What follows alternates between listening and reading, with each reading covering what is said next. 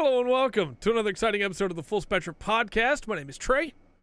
I am Rungren. We got some stuff to talk about tonight. I'm really excited about this. We got some cool stuff.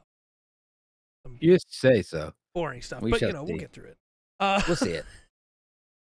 Do we have a pop quiz? Pop quiz. Yes, I got a pop quiz for you. All right. Got my notes out. Get my red pen. All right, we're gonna try the hint again. Okay. Okay.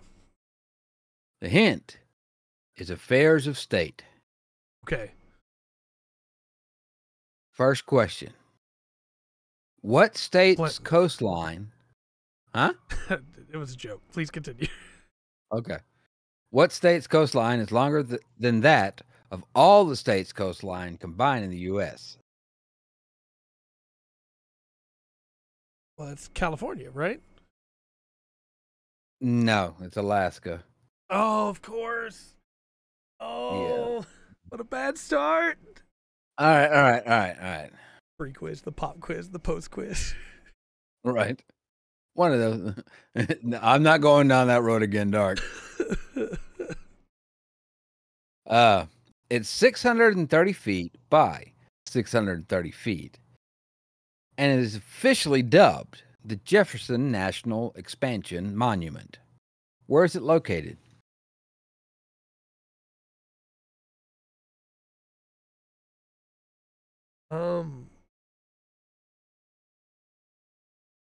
Tennessee? It is. Okay, I'm going to read the question one more time. Okay. It's 630 feet by 630 feet and is officially dubbed the Jefferson National Expansion Monument. Your guess was Tennessee? Yeah. Okay. Tell which state's it in. Face says, okay, no. All right. I'll give you the answer. It's actually in Missouri. Okay. It's also called the Gateway Arch. Okay. And it's in St. Louis, Missouri. The Gateway Arch. Okay. Number 3. What is the southernmost state in the U.S.? Fair enough. Florida hangs lower than Texas. I'm gonna go Florida. No, it's Hawaii. Oh, of course it's Hawaii. I'm so dumb. All right. I'm not going to let you think too long about this one.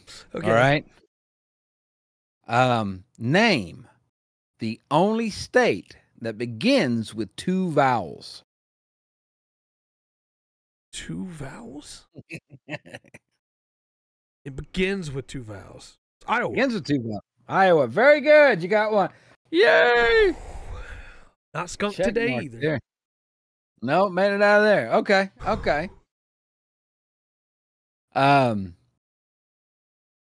What's the only state whose capital is made up of 3 words?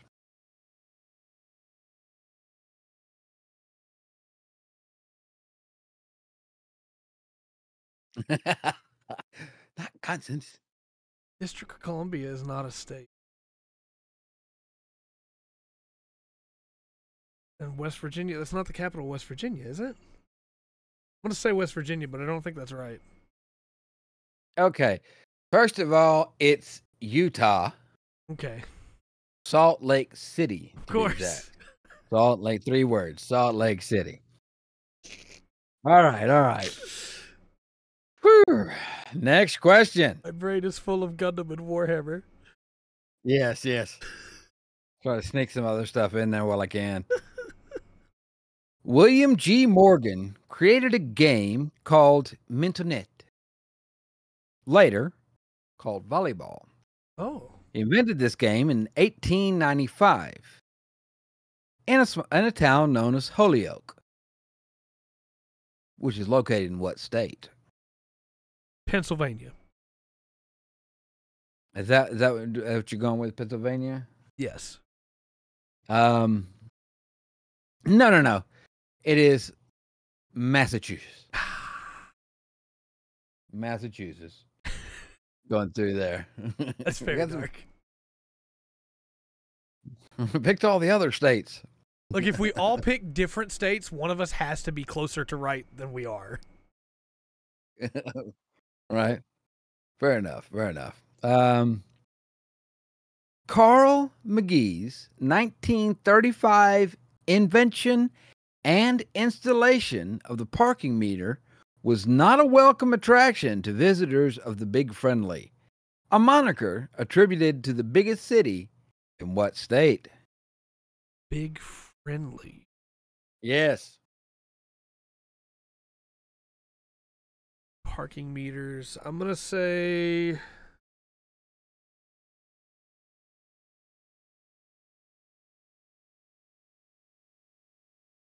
West Virginia.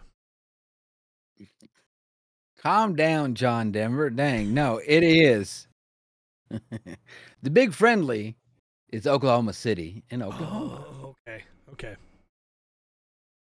Not part of the pop quiz, but you remember why Texas doesn't slide into the Gulf, right? Yeah, because Oklahoma's the pan. No, because Oklahoma sucks. Yeah. That's also true. All right. Go through that. Okay. The NBA's Los Angeles team is called the Lakers. They actually got their name from their original home, which was in what state? Michigan? Nope. Not Michigan. It was in Minnesota, the land of 10,000 lakes. Those aren't as good as the Great Lakes. Which apparently Minnesotans can't count because there's 22,000 lakes in Minnesota. Oh, no. All right. Oh, yes. Where? Four Corners Monument. The Four Corners Monument? It's on the middle section of the Four Corners, which is New Mexico, Arizona. Oh, right. I was so close to having a right answer. New Mexico, Arizona.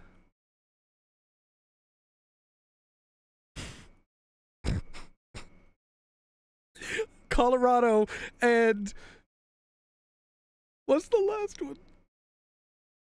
That was 3 out of 4. Nebraska? Nope, it's Utah. Oh, It's the last state. I'll give you credit on that one, though. Thank you, Remas, for yelling it. You're right. Yes, You're Dart right. got it. Dart got it. Out of it with just a guess. I'm just imagining Remas desperately yelling, hoping that I would somehow pick up on it. I appreciate that. All right. So, what is the most common last letter for a state? The name of a state in the U.S. What is the most common last letter used? S. Nope. It is the letter A with 21 states ending in A. Should have been S. Texas is the best. All the rest should have been like it. Utah's. Minnesota's. All right. You got a 20. Got a 20 on that. Yes. I'll take it. Look, if you ask my grandfather, every state has an S on the end of it because that's how he speaks. Yeah. Every word has an S on the end of it.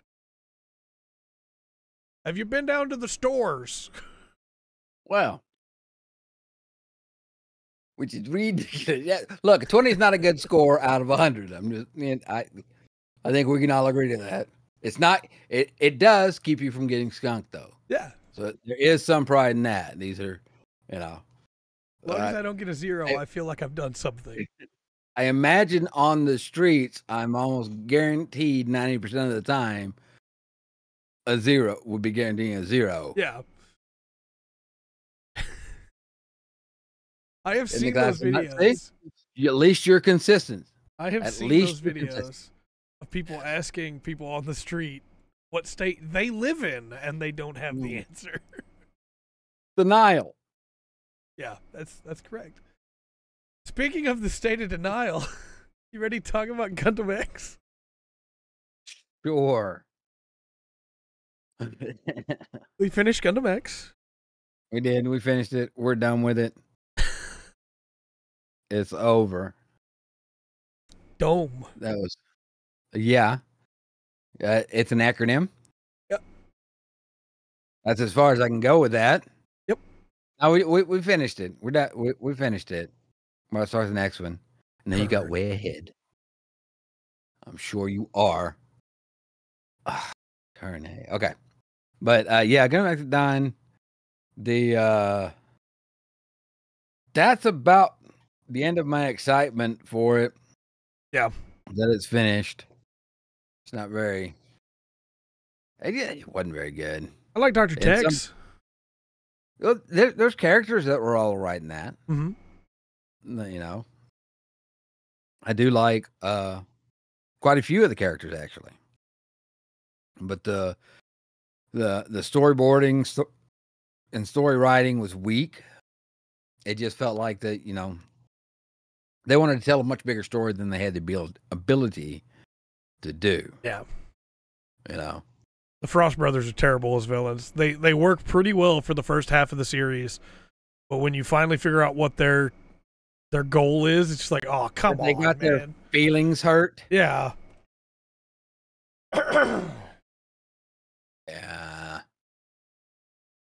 Yeah. And I don't. I guess it was okay. Like the whole, because they tried to ship everybody off with somebody else at the end, right? Yeah. Maybe this person is gonna be this person, and that. Yeah, a couple of them were like really blah. Parla with Kid. I like Kid, but like, come on, man. Yeah. No. Also, go ahead. Roy B had the right idea. Yeah. Roy B made the correct choice at the end of it. The fact that every other man was not, you know, trying to, you know, schmooze up in L was a mistake. Yeah. He was best girl by far.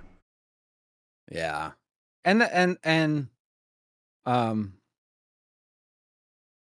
yeah, it's trying to do too much, too late to have you react to these big story moments. And look, for all, I agree. Before we got to the end, an episode or two before the ending, I said what the ending was going to be. Yeah. Pretty much, or at least what Dome was. Yeah. No, it was just like, oh, guess what? They're going off together now. And it's like, yeah, okay, you know, but it was kind of weird. A lot of characters just kind of wasted. Jamil's a cool character. Yeah, and you still don't get, like, they put Dome up as an acronym, never define it. Yeah. You know, never define it. It's straight out of like, it's a Ghost of the Machine story. Yeah. At the end of it. I did not see it, Dark, until you pointed it out, and then after you pointed it out, I couldn't unsee how it was better than everything else they were pushing with Tanya and L. Well, even at the very basis of it, it was a little more honest relationship than any of the ones they tried to put together. You know, through that. Get some Dome. No, to get some Dome, yeah. But did you find love in your heart? No. Because they paid all that money to get Human Touch for the ED. Yeah. No, I think for me it ultimately becomes like, hey, there were some good characters in here. The story was super badly done. And I understand why they canceled it. But I like the music. I mean, any one of those relationships could have worked. But yeah, there's no background or anything for it. You know? I don't even think they did a good job setting up Witz and Royby as friends. They just are. I'm loving. Well, thanks for the pep talk. I love Turn A, but I love Turn A for what it becomes. It doesn't have the strongest start, but it becomes really strong. I'm tired of your excuses when it comes to Gundam. I'm allowed to like stuff even if it's bad. And then at the end of it, you're like, yeah, this is not how I remember it. Well, no, most of the time it's, hey, this is not the way the book went. This is not the way the manga went. Yeah. Because I've read the manga since I've watched the shows. We're watching the shows. Yeah.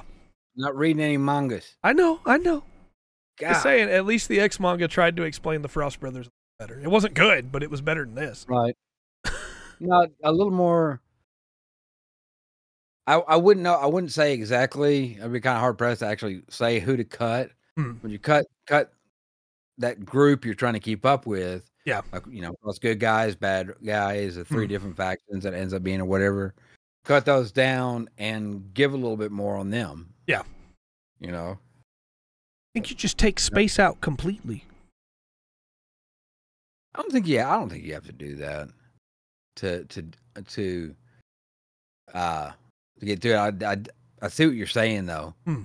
That it's not necessary to go to space for that. Well, they got to get to Dome, so it shows what you know. Yeah, they got to get to Dome. They couldn't just go back to the Dolphin. They got to get to Dome. Yes. You ready to move AI on? and look, if there's absolutely no consistency between shows about what a new type is. Yeah, I agree. It's a problem. Mm-hmm. Yeah, I'm right there with you, Remus. I love Turn A. Okay. We shall see. Yeah, why did Dome die? That's a good question, Dart. Yeah, absolutely pointless. So nobody can use the satellite anymore. Yeah, except it gets blown up anyway, so it didn't matter. I don't know. I don't know. I look at Shagya and Oba Frost and their designs, and I go, man, I kind of like these designs for characters. And then I look at their Gundams and go, man, I kind of don't like these Gundams. Yeah, their Gundams were weird. I don't like the big extendo arms on a suit, but going through and Dome, when Dome started talking, I was sitting over here. I was like, man, that sounds so familiar. It's got a weird effect on it. Yeah. So I was like, yeah, that's the narrator. I was like, oh, okay. Yeah. Of course, Dome was there with us all along.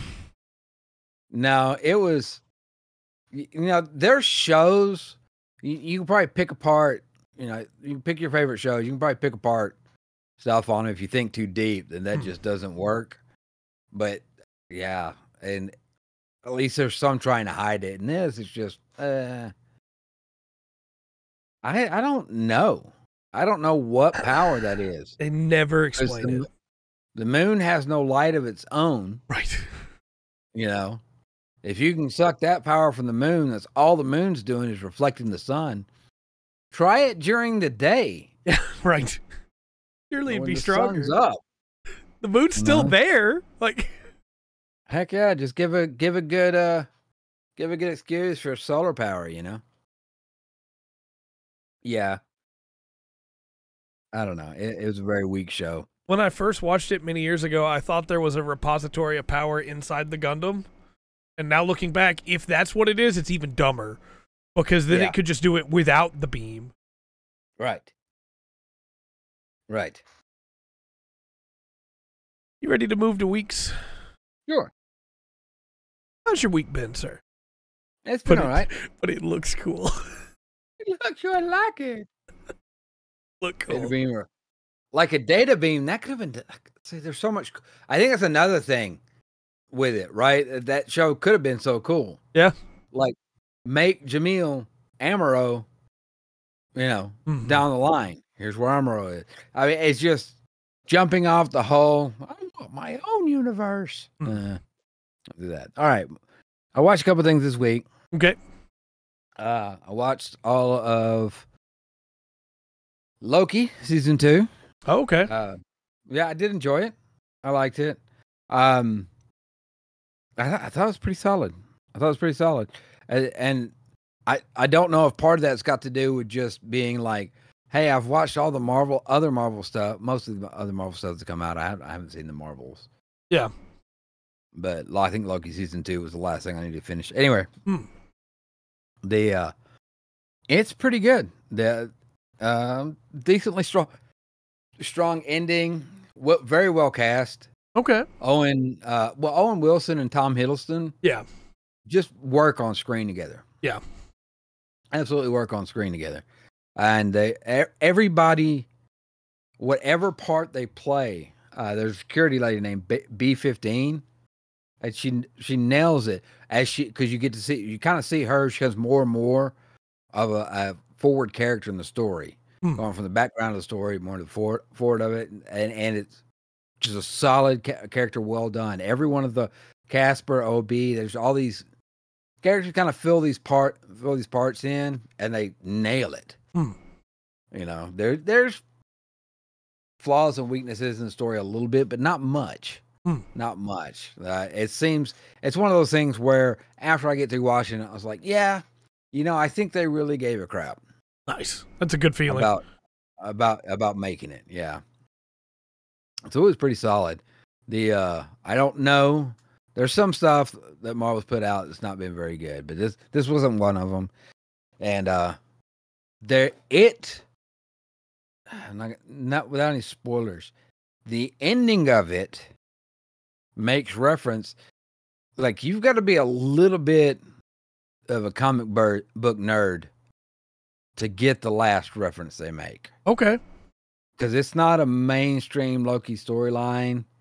It's, it's kind of off and everything. Now, the ending of it, I will say this. If they were smart, the ending of it leaves you in a spot where, okay, now anything can happen in the MCU. You've got reasons for telling other stories. Okay. In there that may not go on the 616 main. Well, it's not 616 in the Marvel unit, but you know what I mean, right? In the mainline story. And has just started up, by the way. All right. I'm gonna drink coffee then. During this ad break, you mentioned you got to be a real comic book nerd. Is it like in? This way, I can avoid spoilers for the people that aren't subs. Is it like at the end of Guardians of the Galaxy 2 when they reference Adam Warlock, but it's just like a casual reference to the egg? No, because if you knew Marvel Comics at all, you know who Adam Warlock is. Yeah, you know the that's Infinity true. Saga, the Infinity Gauntlet, what comes after that. Right. That's Adam Warlock's kind of a big classic character. Yeah. Even before. Just lucky, I guess. You get 2 ads. So this is more niche then. Yeah, this is like it's not a what if, but this is like a side Loki comic series run that doesn't affect anything in the mainline comics. Okay. I know a lot of stuff changed and everything, but the end of it, it's like basically Loki becomes something. And they make a nod to it, and in that comic book, they make a nod to it at the end of Loki season 2. Okay, and you're like, all right, well, somebody was, a big like Avengers or Loki fan, nice, like comic book wise, to dig that out. Right, very cool. Try not to give spoilers. I appreciate that. I'm gonna watch it at some point. Okay, good deal. And I think you don't. That's one more thing. You definitely don't need to know that to enjoy the ending. Cool. Of it. Okay. If you watch it, I'll tell you what it is. Okay. Also, I had the pleasure of going and watching Five Nights at Freddy's. Okay. Now, I went and watched it. One of the childlings, who is actually a fan of Five Nights at Freddy's. I never played the game. I'm lame, I know. Never played the game. I will say this: really good movie. Yeah, really good movie. Yeah. Okay. And I don't know if it really counts as spoilers or anything. Unless I'm going to play that game one day. I don't know. I think most people that care know the basic premise. Okay. By all means. Well, it's a really good Halloween movie. It's a good kind of classic ghost story. Okay. Yeah. Like there were these books when I was little. They go back before my time, but They were real popular when I was little. Scary stories to tell in the dark. Hmm. And then there was more scary stories to tell in the dark. And then there was even more scary stories to tell in the dark. You know, so it was a trilogy. It was a bunch of short stories, ghost stories, creepy things. Yeah. I don't know if you ever heard the tale of Who's Got My Golden Arm. Don't think so. Okay, but it's just kind of a classic. You have all three of those books. Love them. Excellent. They're not. They're good little ghost stories. Good, nice little creepy ghost stories. Sometimes with a twist on the end of them. But Five Nights at Freddy's was a solid movie. I go in not knowing anything. It entertains me, right? Entity came out of the sea. The not knowing anything, enjoyed it just from what I'm taking in from the movie, the background of characters I'm getting stuff from there. I don't need the game or anything. Now, with a little teenager I'm sitting with, who is a critical fan of this game, and can tell me all the games, all 13,000 different games that came out with it and all that and everything. Yeah. There were times during the movie where he was like, yeah, that's cool. Because they put something in the movie that if you played the games, you would recognize. Right. Didn't change story, plot, or anything like that. It's not something you had to know. Hmm. It's just this certain scene is like, yeah, that's straight out of the game. That's cool. Nice. So I was pretty solid. I would suggest watching it. Okay. If you like ghost story, it's not gory. You know, they don't go over the top with anything. It's just kind of creepy and cool. And they apparently, on the expert authority that was with me, the Freddy's was set up like perfectly. Okay. Your room and setting up and making everything look good. But it was a good movie, man. I liked it a lot. I liked the first game a lot, so I'll have to check that out then. Yeah, I didn't play all the sequels. I think you should. They do. The movie's actually done really well. The movie is it gives you 5 nights. Okay. You get a little intermission break in between them, like they're doing stuff during the day, trying to figure stuff out. Won't go into much more, but yeah, that's cool. There's 5 nights in the movie. Very nice. But that's about it. That's about it for me. Okay. How was your week, sir? My week's been pretty good. Since we're talking about shows, I'm still working on Sense8 with my wife. He falls asleep quickly. Hi, Will. What's up, Will? So it takes a little while to get through there. He works long hours. I'm not blaming her or anything. But we finished episode 4 of season 2. There's a really good fight scene in the rain on top of a roof. That's a short little fight scene, but it's very well done. There's some really good political drama going on in there, and saying, if somebody that's heard us talk about the show a couple times, he loves it. I love it. Probably check it out. Yeah, very good. And then I've been watching a K-drama on my own called The Fiery Priest. Come on, Trey. It's pretty good. It is a Korean drama about a priest that has an explosive temper, and he has to try and control it, while also some bad things happen at the chapel that he's at, and he has to try and solve a mystery. Okay. And the starting premise is fun, right? The fight choreography is really well done. It's clear that a lot of work went into the fight choreography. There's one good fight in the first episode, and then you go a couple episodes before you get like a really good choreographed fight. Okay. But the real drama of it to me is the inherent corruption that he has to try and fight. It's not the problems he can solve with his fists. It's having to try and cut through all of the political, this person's covering for this person, and they don't want people to know, so they're trying to obfuscate details, and the police are on the take, and really good so far. Really well done, and the acting is great so far. So, really recommend that one. Only problem is, you have to watch it on sketchy third-party sites, because it's not available on anything, so... Okay. I wish I could tell you, yeah, just use a VPN and watch on Netflix, but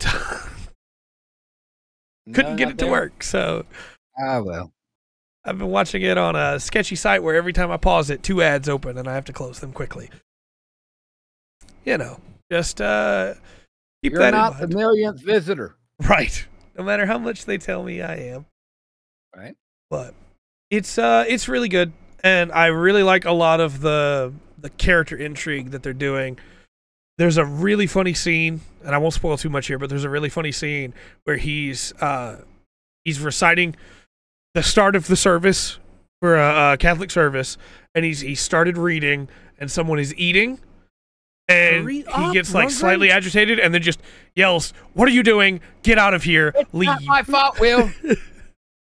Kind of like that, and it's really well done. I like it a lot. Worth checking out. Right on.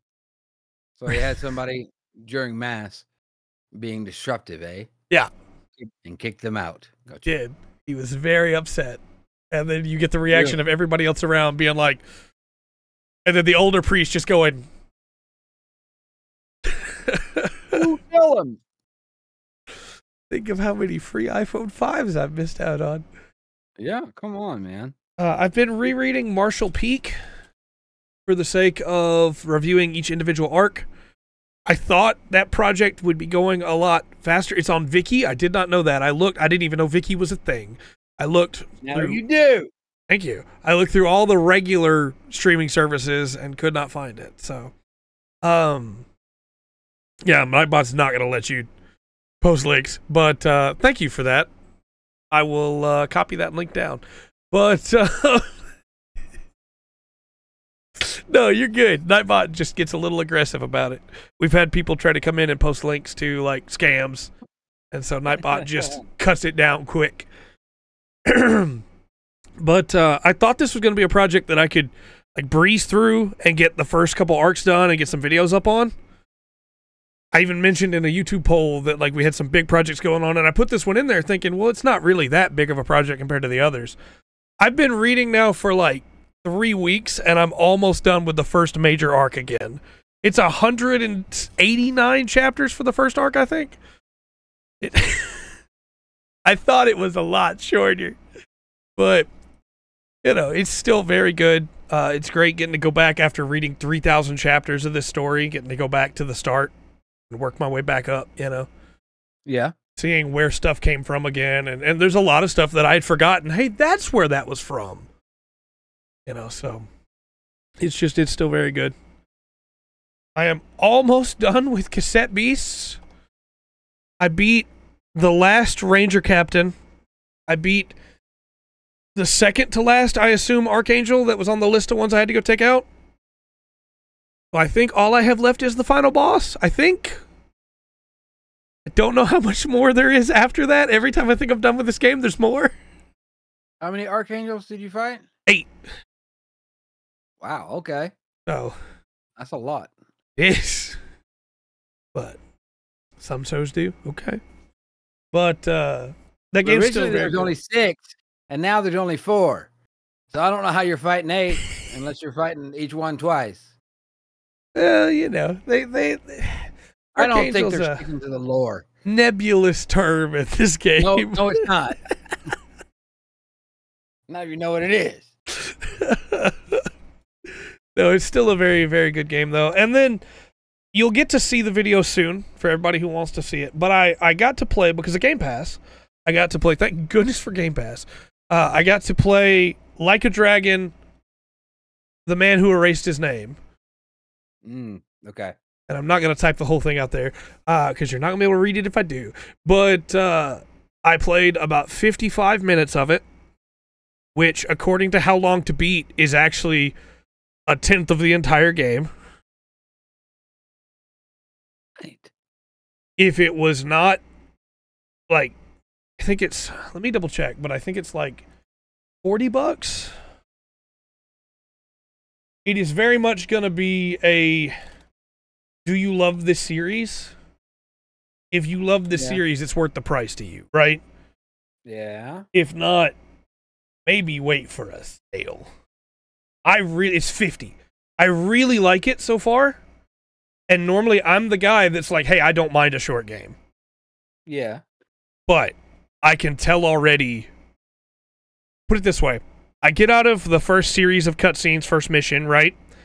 And I get put into the world map from Yakuza Like a Dragon, Yakuza 7. It's just that world map again. And I go, oh. It's the exact same world map.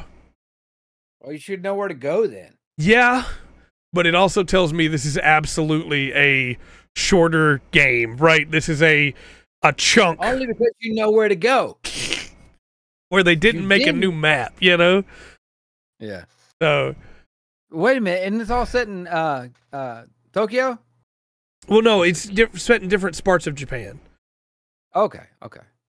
But I was going to say that, you know, yeah, only so many city layouts. City layouts don't usually change that hardcore over time. No, so I don't know. But normally the Yakuza games will have like one chunk of the game you'll be either in Tokyo or Kyoto, and then the rest of the game you'll be in a different area.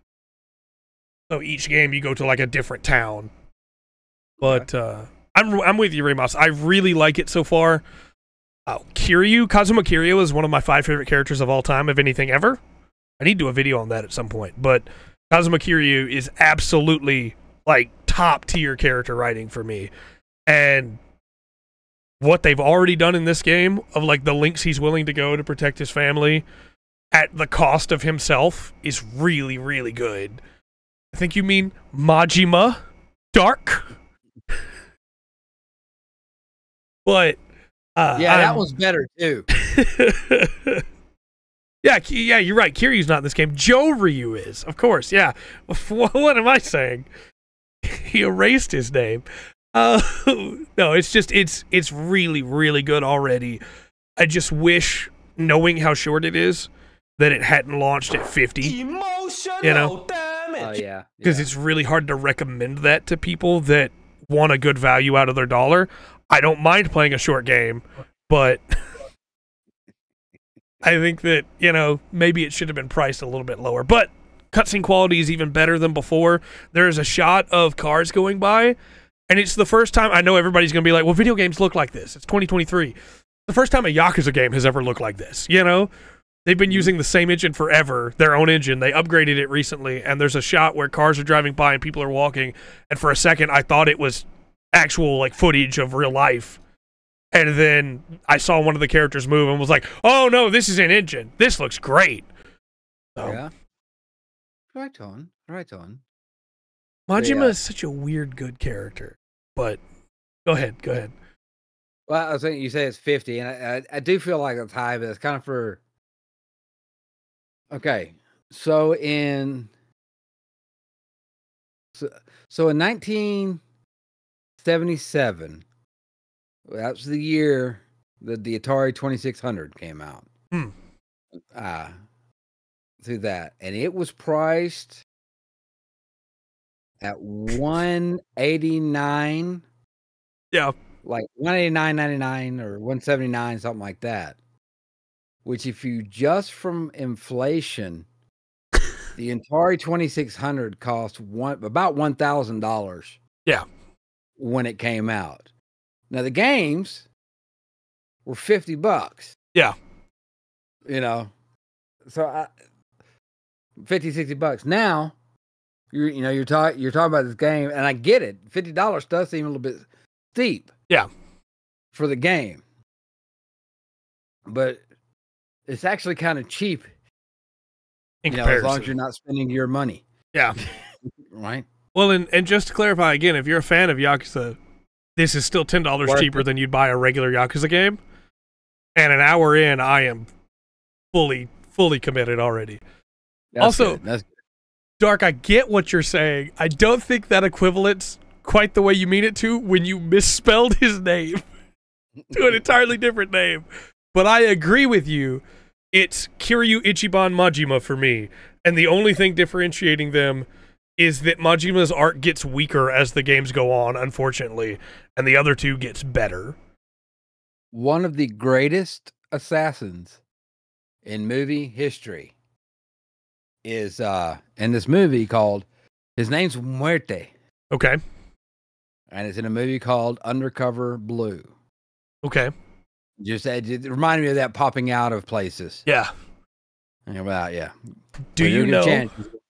You should watch Undercover Blue to see Muerte, greatest assassin of all time. Do you know what the system is called where Majima pops out of sewers, trash cans, and baby strollers? No. It's called the Majima Everywhere system. That works. Yeah, Ichiban is the big hair, red suit, the main character of the turn-based game. Absolutely love Kasuga Ichiban. Wonderful character. Look, Yakuza has great characters, okay? Just saying it. It's great. They have great characters. Joe Ryu is up there. I don't know who this Kiryu guy is, but Joe Ryu. Yeah, Kiryu-chan. I didn't know he's your brother. But that's been my week pretty much, really.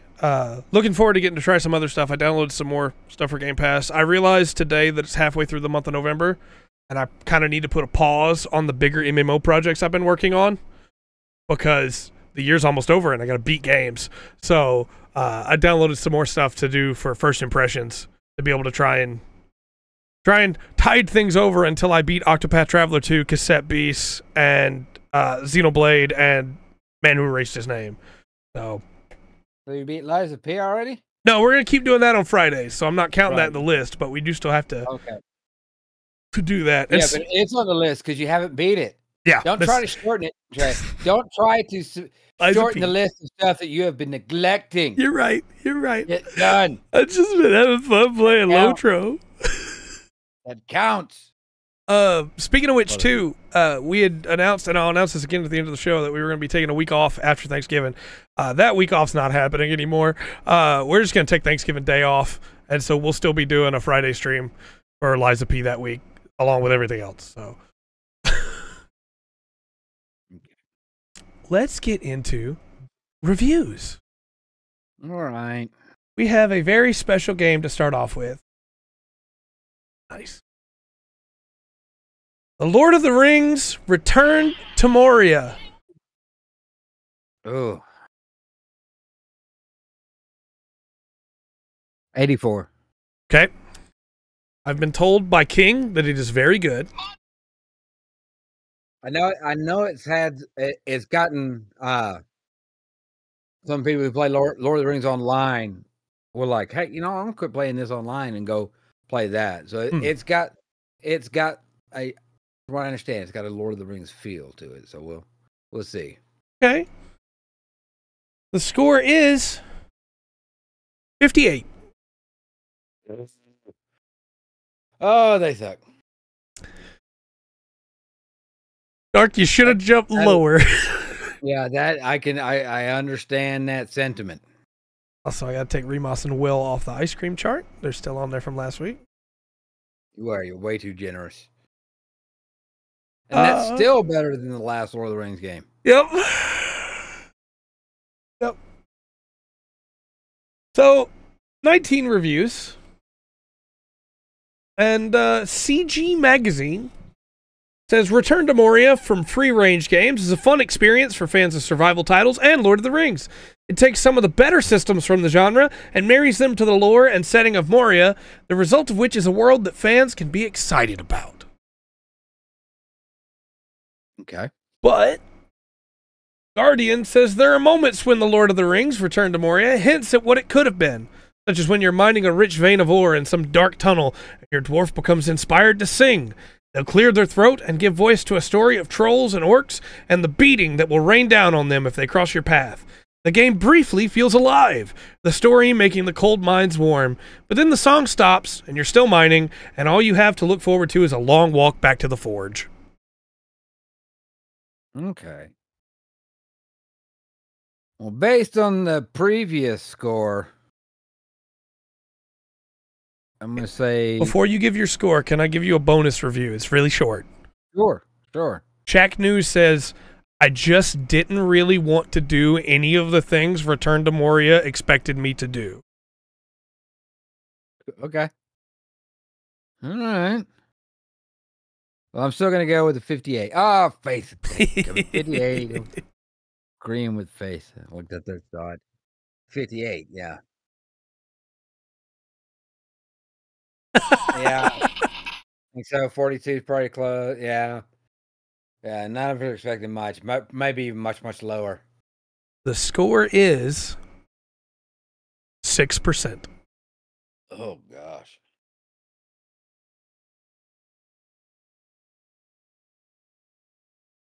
That's awful. That was Return to Moria.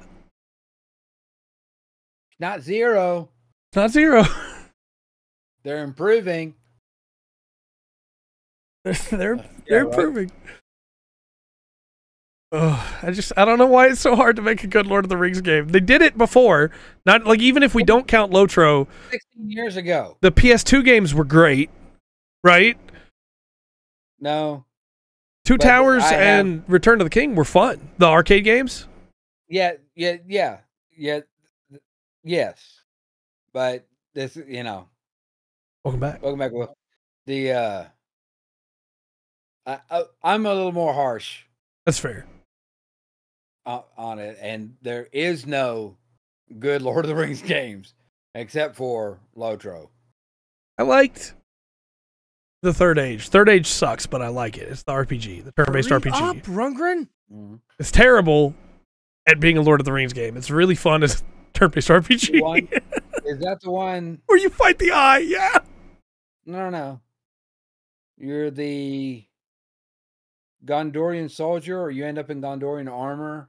Mm-hmm. But it's pretty much, it's not really an RPG. It's just a railroad to straight through different encounters. Yeah, but it's turn-based RPG like combat. Final Fantasy style, where you have the party and everybody has different skills they can use. Yeah, okay. Like I said, it's not a good Lord of the Rings game. The turn-based combat's pretty well done. But speaking of turn-based combat, Persona 5 Tactica. I know everybody's excited for the tactics-based Persona game. Okay. I will urge you with your scores to remember this is Persona 5, which for some reviewers is God's gift to video games for some reason. Yeah. Well, and I like P5, but it's not as good as they make it out to be. Yes. They're almost as bad as those Nier Automata people. Nier Automata's great. Yeah. I'm with 74. Okay.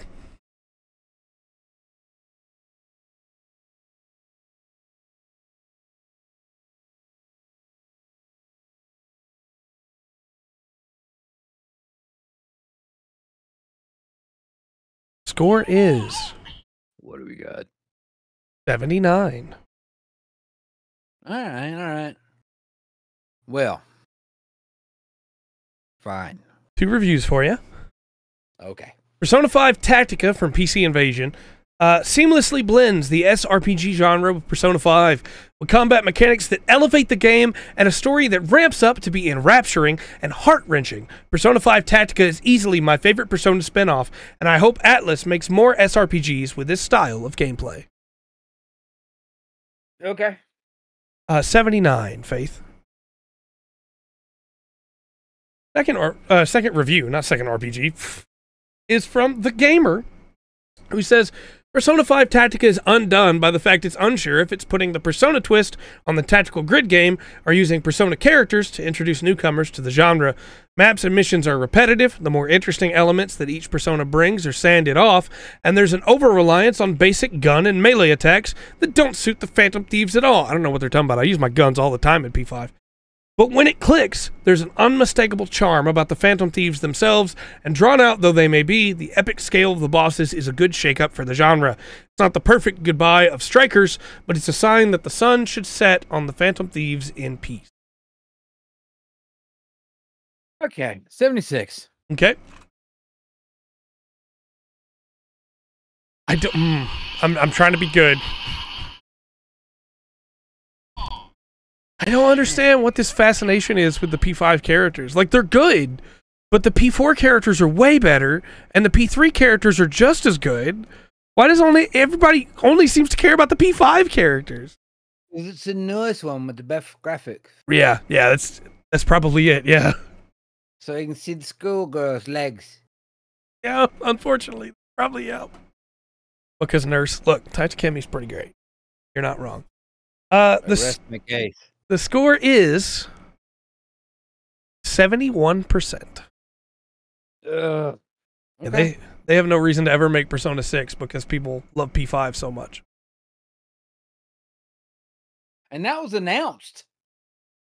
Right. Like 2 years ago. Yeah. Where is it? They said we're working on it. Where is it?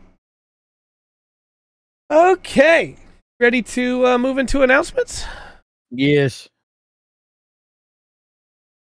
I still think you're right, Dart. We have a new Mass Effect being made.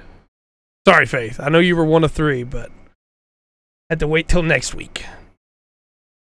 It doesn't carry over. Right. A new Mass Effect is being made. Would you like to guess when they project for it to come out? Well, it's not Bethesda. 2026. That's a good guess. It's 2029. Oh, they did take a page from Bethesda. Yeah. It's really weird to me putting that. I understand you want to do a good job, put in depth and make things happen in the game. Yeah. But. Sorry, Dark. 2099. But by 2029, computers are going to be stronger, faster, and able to manipulate software better. Mm-hmm. If you're running on an engine from 2023 in 2029, it's going to be a little bit dated. Yeah. Any of us could. I hear you. It's not going to hold up. I think it's just a poorly this is not 6 people in a room coding, trying to make a game. That's something a little bit different, right? This is plenty of developers. This is BioWare. It's BioWare. You got plenty of programmers. You've got a strong setup already. The universe and everything's pretty much built already. Well, don't. What's really confusing to me is that they announced this last week that it was coming, right?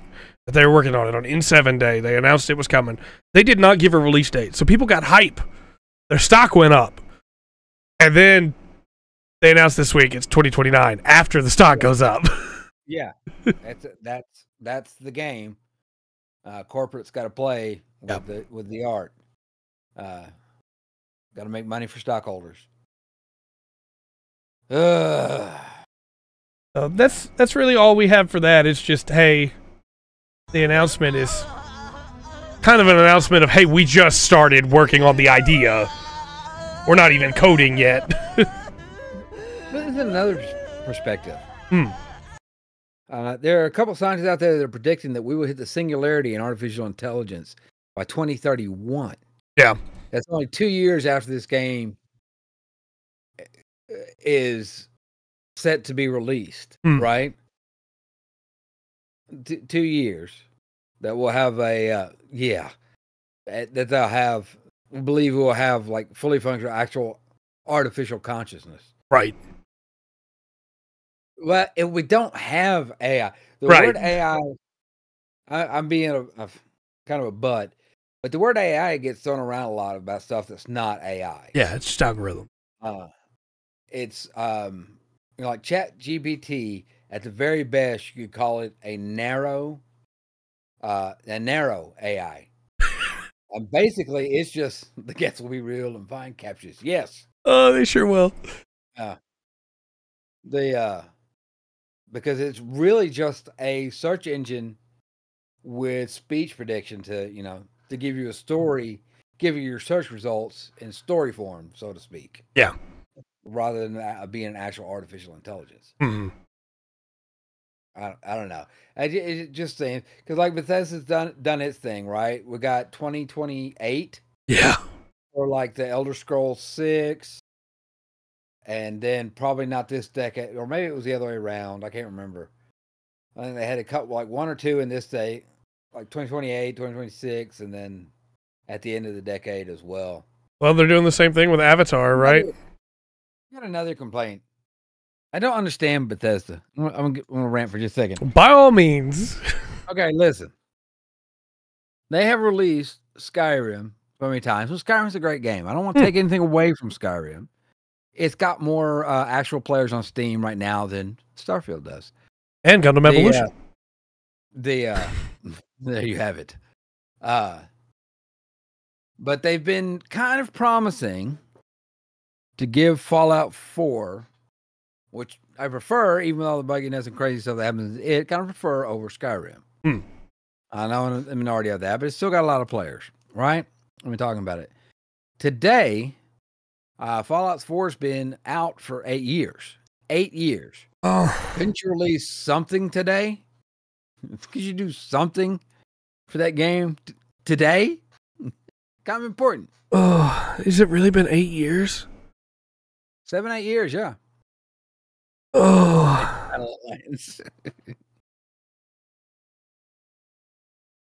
Crud, my math was very wrong about how old this channel is because we covered Fallout 4 on release. Yeah, well, you can double check me. It's the anniversary of the release of Fallout 4 today. I think 7, 8 years since it's come out. Man. You can't take away from Skyrim any more than they did by really. Yes. Yeah. Them paid my system. They did. Yeah, that they beat, and I'm not asking them to do what they did with Skyrim, just beat it to death with re-releases and move it around. I'm just saying, it's 8 years. It's still an active game. You've still actually got some fans out there that enjoy the world. They're like, yeah, it's not exactly, Fallout, but it's not bad in certain aspects. It's good stuff. You've got modders, players, and stuff that really enjoy the game. I just figured you've been talking about doing the Fallout 4 stuff for a while now. Yeah. A free update for next gen consoles, or whatever they call them. Which are they really next gen consoles when we have them now? Has been 8 years. You're so right. Marketing. They could easily, but they didn't. No, they downsized studio, so they didn't have to pay programmers, and they banked on that. Skyrim is a game, all its bugs and everything. Skyrim is a game, no problem with it. Skyrim as a Bethesda property, all kinds of problems with it. Yeah, absolutely. If that makes any sense. Yeah. Anyway, it's easy to pick on Bethesda because they make it so. Yeah. Can I give you some good news? Okay. So we talked about Darktide and all the problems it was having when it launched. Fat Shark, the company that put it out, had a busted crafting system in there. There were not that many maps. It wasn't super easy to find games. The characters felt very different from each other, but you only had one version of that character you could play. They fixed all that over the course of this last year. The anniversary for it has come out, and they're releasing the Traitor Curse as a free update, which includes another new spec line, elite spec for every class, a new map, and also a couple new enemy types. So hey, Bethesda, look at this much smaller company that fixed their broken game. Just say it. But, Darktide's got some good stuff. It's a feature. Right? And it's really funny when you go on the Darktide subreddit and see some of the people that have been longtime fans of that company, Fat Shark. They're like, oh, we're finally past the first year of the base game is trash, and now we're in the 6 years of game gets cool updates for free. That shouldn't have to be that way. Yep. No. Well, it's too easy. It's too easy of a money grab. Yeah, it is. Right? So, next up, we have Trails in the Sky on vinyl. On vinyl, huh? Yeah. A record of the music? Yeah. So it's Trails in the Sky first chapter, second chapter, and third, all on records summer 2024. Okay. Looking forward to that. I've got a record player in the house. I was fixing to make a joke similar to that. Dark. They missed the hipster revolution by a few years. I still have a record. I'll play them. The only records I have are Final Fantasy and Nier Automata and Nier Replicant, but Nier Gestalt. Yep. Yeah. Yeah. There's a oof right there for me.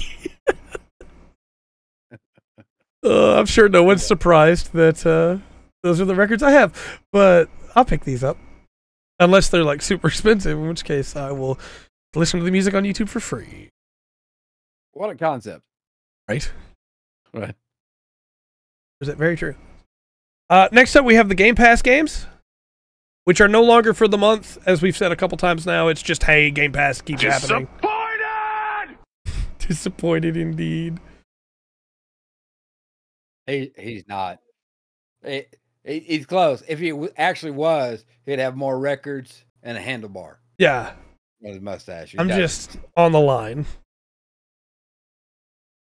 I'm just a nerd.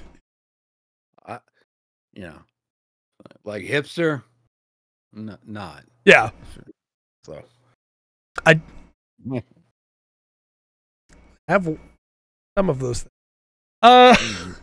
So available today, Coral Island. We've talked about that a few times. We mentioned it last week, I think, when we talked about Game Pass games. Crazy how quickly those things continue to just roll out now. But yeah. Persona 5 Tactica is coming on the 17th. Game Pass, day one. So there you go. I'll probably do a video on it. Why not, right? I like P5. Don't like it as much as I like P4, but I like P5. Okay. Dune Spice Wars is coming November 28th.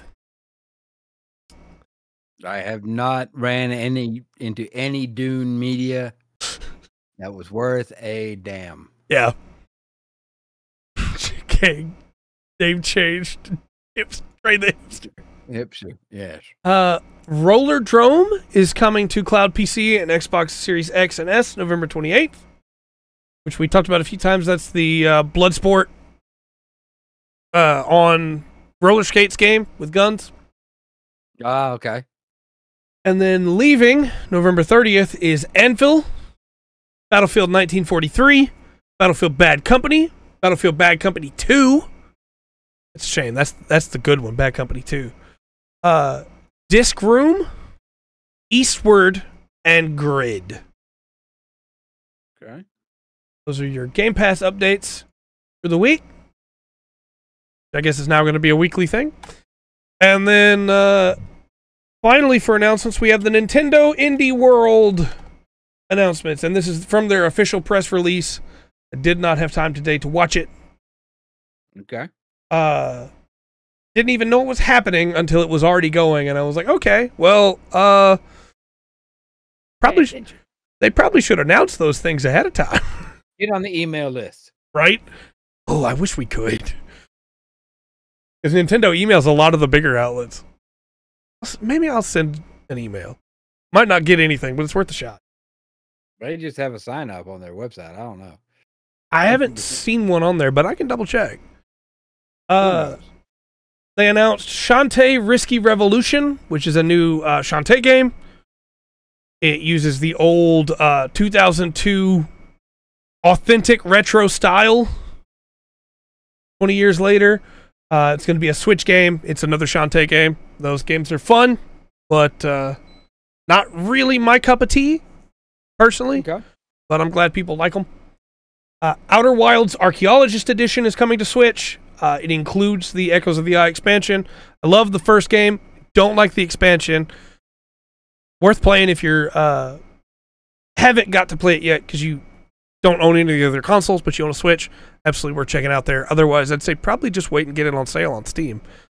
But On Your Tail is about an intrepid young detective, Diana, and exploring the charming seaside village of Borgo Marina in a narrative life sim. Okay. Then there's A Highland Song, where you play as Moira. As she, and I'm quoting, as she runs, jumps, climbs, and scrambles her way forward in this narrative-led 2.5D platformer with rhythm action elements. Really easy when they do these press releases, and I can just read what they say it is. What ice cream? Backpack Hero is a deck-building roguelike. It was the same way. He only ate ice cream. He only ate ice cream in winter. Yeah. Yeah. I didn't want any ice cream during it while it was warm. Okay. Nothing cream while it was warm. Whatever. I don't have a good ice cream pun. I was going to say float your boat and try to float your Sunday, maybe? That came way too late. Let's just move on. You don't have an ice cream pun, but you're using the word float? Look, I told you in the pop quiz I'm stupid. I just... Go ahead. We're moving on. Howl, which is about a fairy tale world being ravaged by the Howl, a sinister plague spread through sound alone. And only a deaf prophet can find the cure and bring peace back to the realm. Sounds interesting. Sounds like a neat way to... If you put that in first person, you don't have to worry about a soundtrack. That's very true. So, that might not be bad. Blade Chimera, which is a future dystopian Osaka group known as the Misa Association, is charged with protecting the city from demon attacks. Could be interesting. Hey, stupid? No. Death Trick Double Blind, in this non-linear detective visual novel set in Morgan's traveling circus, star magician Hattie has gone missing. A fellow magician and a private eye with a bout of amnesia have to investigate. Okay. Then there's a star named Eos, which says delve into a beautiful hand-drawn panoramic world and immerse yourself in a first-person storytelling puzzle adventure game. Go back to the game right before that. What was it called? Death Trick Double Blind. And read that little description again. It's a non-linear detective visual novel set in Morgan's traveling circus where star magician Hattie has gone missing. And a fellow magician and a private eye with a bout of amnesia have to investigate the disappearance. Okay, a couple of name changes in that, and that's it. That's an H.P. Lovecraft story. Yeah, pretty close. Yeah. I was making sure that you didn't say Innsmouth. Right. On to that. All right. Two more. Moonstone Island, which we already knew about. That's the creature collection, dungeon crawler, deck building life sim. Could be pretty cool. I like monster collecting games, so I'm willing to check it out, you know. Yeah. And then Core Keeper, which is explore a vast cavern full of creatures, relics, and resources in this mining sandbox adventure where up to 8 players can work together in online co-op multiplayer. Were the announcements from Nintendo Indie World. Right on. So that leads us into the news. Dun, dun, dun. We have more Mortal Kombat 1 news this week. It's been in the news every week for a month. What's going on now? So you know how Homelander's coming to Mortal Kombat 1? Yes. Well, Anthony Starr, we'll get to that, Remus. Anthony Starr, the actor who plays Homelander in The Boys, has mentioned on Instagram that he is not voicing Homelander in Mortal Kombat 1. Okay. People are a little upset about it, but honestly, most of the time, the actor that plays the character in the thing is not the right choice anyway for the game. But also, Anthony Starr voiced some characters for 2 other games and did not enjoy doing it, from what we can tell. He's made comments after the fact of, like, it wasn't fun. That's not how I act. Yeah. But yeah, he's a visual actor, you know? Right. There's a difference between an actor and a voice actor. Mm-hmm. I can, going in, trying it, and coming out going, I don't like that. Mm-hmm. At least I can respect that. Yeah. Yeah, it doesn't... Going in, doing it, come out, and going, that's stupid. Right. That would be another thing. But yeah. I don't like that. I can get that. Okay. It doesn't seem like they approached him, or they didn't approach him. It seems like they approached him and he said no, basically. He can't confirm that, obviously, but... I mean, it's not a surprise at all. Mm-hmm. Somebody they got, because I'm sure his appearance fee is much higher. Oh, yeah. To do that. For sure. A lot of times, if you watch all the Toy Stories, there's going to be times when Woody's talking that you don't hear Tom Hanks. You're actually listening to his brother. Yeah. Tom Hanks didn't feel like doing the voice that day. Yeah. So his brother went in Red Lines. I think his brother did the Kingdom Hearts lines too, because Tom Hanks didn't want to do it. Yeah. So it's not an unusual thing. Yeah. It's just, I guess since he put it on X, we're going to make it drama. Right. But Remus asked if the axe was fixed. And I am glad to tell you that as of the 9th, they fixed the axe. Okay. It took them... The axe is fixed. It took them a month and a half almost, but they got it. Oh, man. It's done. Now, hopefully, we can stop talking about Mortal Kombat for a while. That makes sense, Tor. No. Next up, we have kind of some bad news. Samurai Punk is shutting down. And for anybody who doesn't know, Samurai Punk is like a big name in indie development. I'll give you the list of their games, and a couple of these you're probably going to be like, I don't know who these are, you know? Samurai Punk, I kind of want to see that done as an aesthetic. Yeah, that could be cool.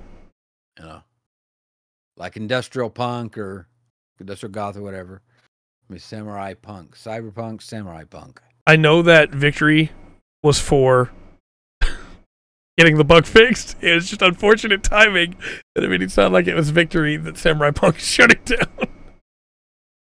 So, Samurai Punk is a publisher, developer made out of Australia, Melbourne, Australia. And there's not a lot of publishers there, right? So it's good. They were really handy for getting a lot of games published. Things like Killbug, Justice Sucks, Trios, Feather, Roombo, Screen Cheat, The American Dream, Florence, and Table of Tales were all games that they helped put out or develop themselves. But after 10 years of development and publishing, they are shutting down. Nobody would buy them. Yeah, pretty much. Samurai Ninja Punk. Dark is on the case, Rungren. Well, I'm thinking of a couple because there's stuff in. Let's see, something I've actually got my hand. There's stuff in Shadowrun. Yeah. That would probably count as Samurai Punk. Yeah. I bet. Yeah. I bet there's quite a bit of stuff going down through there. So that line. I've only played 2 of those games, Remus, but I do really like the 2 that I played. Florence is a game that I played on mobile, and I think is legitimately a game that everybody should play. $2. It's short. It's like an hour long. It's the one about the relationship. It's very, very good. Screen Cheat is a really interesting multiplayer game where you can't see your character, like you can't see on your screen where you are. You have to look at other people's screens to see where you are. So it can only really be played co-op. It didn't really work online, but it's playing off the idea of, hey, in GoldenEye, most of the time you weren't looking at your screen, you were looking to see where everybody else was, you know? So yeah, it's a really interesting game, but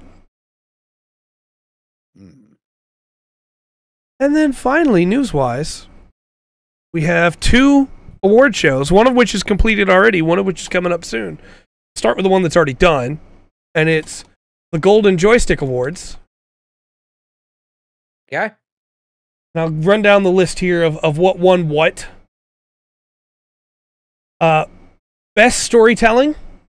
Do you want the full list of nominees or just the winner? That we can do it either way. How many categories? They have 1, 2, 3, 4, 5, 6, 7, 8, 9, 10. 23 categories. I better go with just the winners. That's gonna be calling out a lot of games. Yeah. And we're going to be doing that again in just a minute. So, yeah, winners is good. So, for best storytelling, Baldur's Gate 3 won. Interestingly, Armored Core 6 and Oxenfree 2 were like runners up. They were almost both winning. It was like, yeah, awesome. So technically those 2 were the biggest losers. Next. Unfortunately, yeah. Still Playing award went to No Man's Sky. Which, yeah, I mean, they fixed that game. I don't blame anybody for pushing for it still. And what sucks is that if that's the game they put out first, that'd have been a much bigger game, I do believe. Yep, I agree. Best visual design went to Baldur's Gate 3, which in some ways is unfortunate because Hi-Fi Rush and Liza P were the direct runners-up. And it's like, man, both those games have way more interesting art styles in my mind. I like the way Baldur's Gate 3 looks. But Studio of the Year went to Larian Studios, which is Baldur's Gate. And to be fair, they've been putting out, they're on their 10th major update since the game came out earlier in the year, all of which are free updates, so I can understand that. Okay. Best game expansion went to Cyberpunk 2077 Phantom Liberty. It's the name of the wrong game. That's supposed to be a Metal Gear Solid game. Phantom Liberty, yeah. For sure, Dark. Best indie game went to Sea of Stars. Which, yeah, I mean, I haven't beaten that one yet. I forgot. No, I mentioned that one earlier on my list. Okay. Gotta try and beat that in time. It's like 70 hours. I'll be pulling some all-nighters. Best multiplayer went to Mortal Kombat 1. Yeah, your axe bug is fixed. You can play it now. That's the best multiplayer there is? Yeah, I disagree with them greatly. The runners-up, unfortunately, were Diablo 4 and Exoprimal. So, you know, there's... Look, please make some good co-op games. I'm not saying Baldur's Gate 3 should have swept this award show. Baldur's Gate could have won that one, and I would have been more than happy for it. The multiplayer in that's great. Best audio went to Final Fantasy 16, which has some very good audio. I don't blame them there. But Hi-Fi Rush was right there as a runner-up, and personally, I think probably should have won that more. Best trailer went to the Phantom Liberty official cinematic trailer. But the third Tears of the Kingdom trailer was pretty close in the runner-up. Best game community was Baldur's Gate 3. Best VR game was Horizon Call of the Mountain. Best gaming hardware was PlayStation VR 2. The Breakthrough Award was for Cocoon. I don't know what that means. They don't explain it. Cocoon's a cool game, though. The Critics' Choice Award was for Alan Wake 2. Best streaming game was Valorant. No, it's not. Didn't come out this year. Best lead performer was Ben Starr as Clive Rossfield. I agree. Ben Starr gave a phenomenal performance. Best supporting performer was Neil Newburn as Astarion in Baldur's Gate 3. Also an incredible performance. Nintendo Game of the Year. I hate awards like these. Nintendo Game of the Year was Tears of the Kingdom. What else would it be? Right. PC Game of the Year was Baldur's Gate 3. Yes. Yeah, best streaming games. Yeah. Valorant. PlayStation Game of the Year was Resident Evil 4 Remake, even though it was also on Xbox. That's why I hate these awards. Yeah. Xbox Game of the Year was Starfield. Most Wanted game was Final Fantasy VII Rebirth. I guess that's most anticipated. I guess so, yeah. Sure, I agree. I'm looking forward to that game. I want to play as Red 13. And Ultimate Game of the Year was Baldur's Gate 3. Okay. That was the golden joystick. Now, dear viewers, we have the cream of the crop. The Game Awards nominees, and we get to vote together on what we want for our official nominees. I'm going to hit start voting, and we're going to get the first category. Okay. Our first category is Game of the Year. We're starting at Game of the Year for some reason. Yeah, so I should specify, he has not seen these. I have not seen these until just now, and seen that Armored Core 6 is not a GOTY candidate. Okay. Our GOTY candidates are... Go ahead. No, go ahead. Tell me. Give me the list. Alan Wake 2. Baldur's Gate 3. Marvel's Spider-Man 2. Resident Evil 4 Remake. Why is that on this list? Super Mario Bros. Wonder. And The Legend of Zelda Tears of the Kingdom. Now again, dear viewers, we're not voting what we want to win. We're voting what we expect to win. I expect Baldur's Gate 3 to win. Yeah, I'm with you 100%. I think we vote Baldur's Gate 3. We'll give Chad a moment while I sip here, but I'm positive it's going to be Baldur's Gate 3. Yeah. I dig Tears of the Kingdom. Really, really do. Mm-hmm. No, not Call of the Sea or Eternal Threads. Neither one of those. I really like Eternal Threads too. Yeah. Yeah. I think so. Yeah. I think we're pretty much we are pretty much in agreement across the board on this one. All right, I have voted most likely to win. Baldur's Gate 3. Fair enough. Best game right. Best game direction is Alan Wake 2, Baldur's Gate 3, Marvel's Spider-Man 2, Super Mario Bros. Wonder, and Legend of Zelda Tears of the Kingdom. They literally just did not put RE4 Remake in there, and it's the same award. The same. Art game direction. I still think this goes to BG3. I really do. I don't know. Best game direction? Yeah. That might be one that Alan Wake might get. Yeah. Yeah, I think I'm going to lean towards Alan Wake. There's no surprise if Baldur's Gate 3 wins, just because of the hype it's had. And it had a lot of hype behind it, inadvertently, from Wizard of the Coast being so crap. Yeah. You know, people wanted some kind of good story out of D&D for the first time in years. Yeah. But in my heart, I'm thinking Alan Wake. Spider-Man, the Spider-Man's going to be kind of a big one. I don't think it's going to get put over the top, though. There's a weird universe, I think, where they give this to Tears of the Kingdom because they say that the craftiness you can do with the Ultra Hand will be game design, but I still think it's going to win. Like Baldur's Gate's going to win. Direction, right? Yeah. In my mind, that's like how the scene's set up. Okay. And things like that. It's like directing a movie, directing the storyline, directing how it's going to look. You know, there's beats in Tears of the Kingdom that it had a director behind it to push, to make sure the scene flowed like it was supposed to. Yeah. The cutscene you run into. Lots of little ones to do that. Yeah. But it seems like if you're giving this award, to me, Alan Wake comes to mind because the way that game's set up, every scene. Yeah. I'm willing to go with your gut on this one. Chat seems pretty torn as well. But yeah. Well, and that's why I said, Dark, there's a weird universe out there where I could see them make it. I wasn't saying I would make that argument. Yeah. Saying I could see them making that argument. That's not how it works. It's always crazy. Yeah. It wasn't my argument.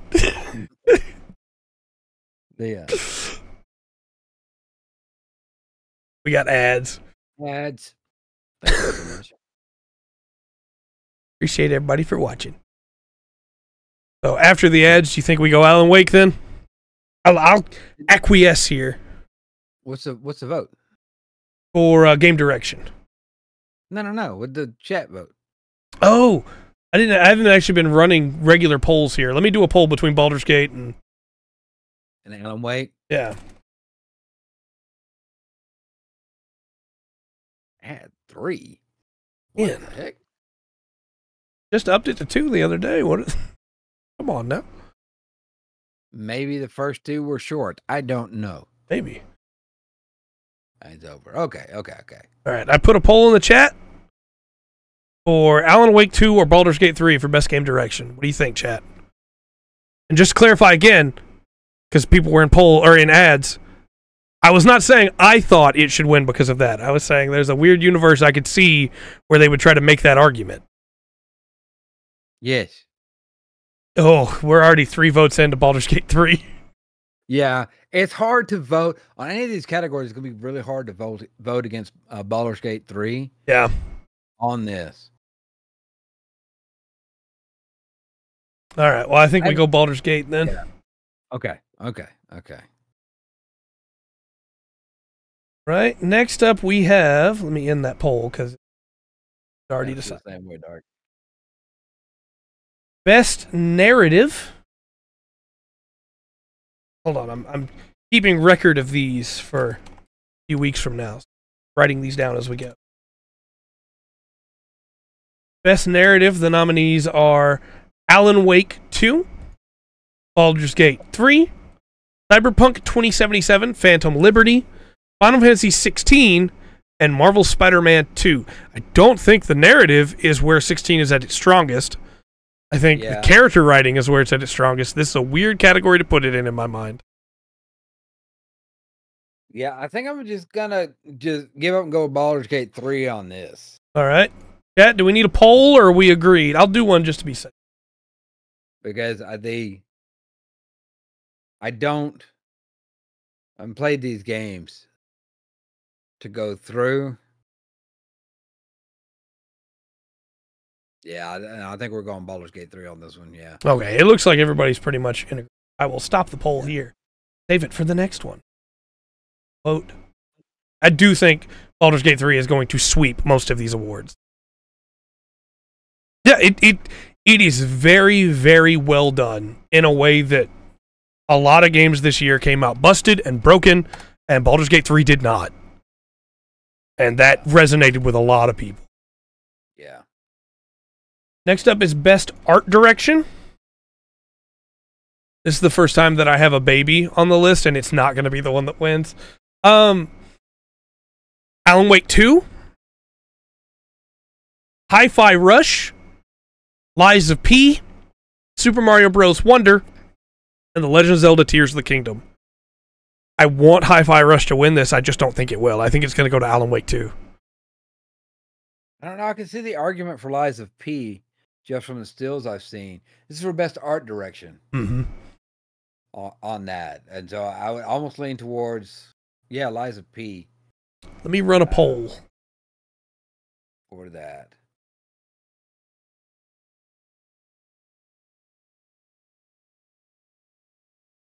Yeah. I don't know. Lies of P. I don't know that. Because to me, that's way, way more than just saying good graphics. Yeah. Right? The style. No. I ran the vote. Chat seems to agree with you. I will go with Lies of P here. I want Hi-Fi Rush to win. Hi-Fi Rush deserves to win this category. The art is absolutely incredible. It's a part of the world. Everything moves with the beat. It's not going to win. Yeah. Lies of P it is. I like Lies of P too. It's just... Yeah. Yeah. It almost seems unfair to even have a Mario on that list because you've kind of got a set art direction. Yeah. Already. You know? I agree. That would be a very disappointing category win for me if Mario won that. Yeah. We'll find out. Next up is Best Score and Music. And we've got Alan Wake 2, Baldur's Gate 3, Final Fantasy 16, Hi-Fi Rush, and The Legend of Zelda Tears of the Kingdom. This one's tough. Because I could... know much about... Oh, go ahead. Well, I don't know much about Alan Wake 2's score. I know for the first one, Poets of the Fall did songs for him. I enjoyed Poets of the Fall. I like that band a lot. I think the music in Baldur's Gate's really good. I don't think they're going to give this one to Baldur's Gate. I think they're going to play politics here. Okay, go to Final Fantasy then? I think they're going to give it to Final Fantasy. Hi-Fi Rush deserves to win this, but I think they're going to give it to Final Fantasy. I can see that. I'm kind of with you because I think Hi-Fi Rush will probably be more original in the music. Mm-hmm. Well, and it's got not that Final Fantasy is going to be bad, but right. There's themes in Final Fantasy that are expected and should be in a Final Fantasy game. Well, and Hi-Fi Rush has two different versions of the soundtrack: a streamer version and a non-streamer version, which is recorded in-house. It's got licensed music. It's got in-house music. It's incredible. Chat seems to be leaning on Hi-Fi Rush, even though you and I are both in the Final Fantasy camp. Let's run a quick poll. If they lean for Hi-Fi Rush, I'm good with that vote. I do not mind I'll make a protest vote by gum. Not mind giving any fame to Hi-Fi Rush that it deserves. Yeah. Sure. I heard Final Fantasy. Final Fantasy is a powerhouse, though, you know? Yeah. And I love the 16 soundtrack. But yeah. Yeah, it is, right? It's a musical game. It's exactly what it does. Oh, right now it's tied. 16 and Hi-Fi Rush both have one vote in the vote. Flip a coin. Flip a coin. We'll go with. Never mind. It just turned. Oh, okay. Hi-Fi Rush is now 2-1. All right, we'll go Hi-Fi Rush then. Yeah.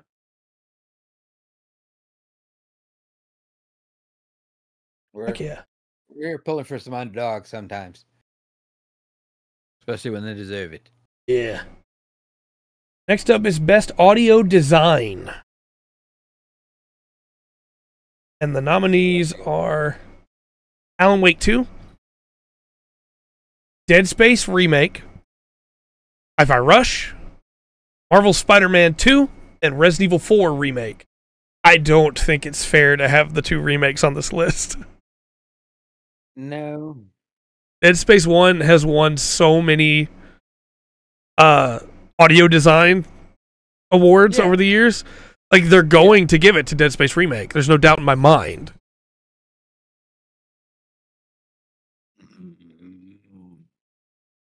What are you thinking? I don't know.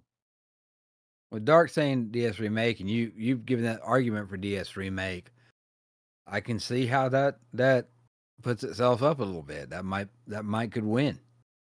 Give a little nod to the game without giving it the big prize. Yeah, doesn't deserve the best game or anything like that. But I like the vote for the DS Remake. Okay, I understand. Like I said, your argument, and everything, and Dark vote for it. Yeah, I think for sure they throw it the bone here and call it good. Okay, so we're going Dead Space Remake. Next up is loading Best Performance. We have Ben Starr as Clive Rossfield in Final Fantasy 16. We have Cameron Monaghan as whatever the main character's name is in Star Wars Jedi Survivor. Cal? That's it. Cal Cryptis? Something like that. Idris Elba is somebody in Cyberpunk 2077 Phantom Liberty. Melanie LeBird, I believe, is the FBI agent in Alan Wake 2. Neil Newbon is Astarion in Baldur's Gate 3. And Yuri Lowenthal is Peter Parker in Marvel Spider-Man 2.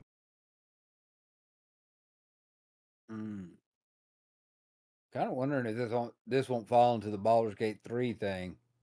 Probably. I can see that argument, Dark, but I do think they'll go with Astarion to be able to get Neil Newbern on stage doing the Astarion voice. Yeah. Idris Elba's just not going to do a bad job. Right. That's it. It's going to be, I'm sure it's going to be well done. I could also see them giving it to Ben Starr for Clive Rossfield. For the exact same reason. Have him come out and do the voice, Yeah. But. Yeah. I don't think. Oh, go ahead. Well, I'm just saying, I don't know if Final Fantasy pulls this off. Right. I think they're going to go with Baldur's Gate because Astarion is like the internet's darling right now. Okay.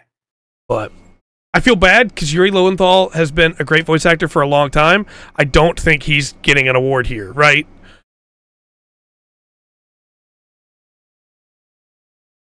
No, they vote.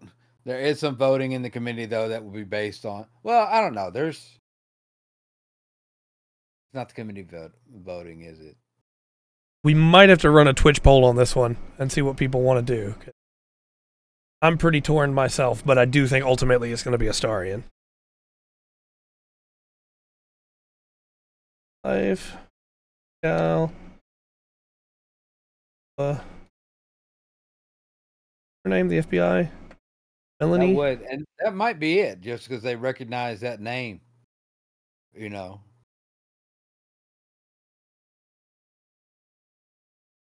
I'm a fan of Idris Elba. Pulls up, chat. I didn't. Like the Gunslinger movie stunk, but it had nothing to do with him. Yeah. That's fair, yes. It's also true. Yeah. Yes. That's why I did the poll, so that we could get an ultimate answer from chat. But right now, I think only Dark has voted, so if you don't want Idris Elba to win this, then you need to vote.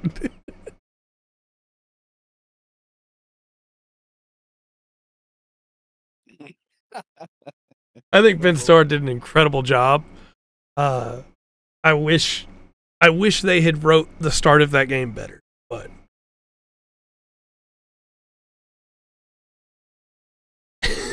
this is going to come down to you and me having to break this tie.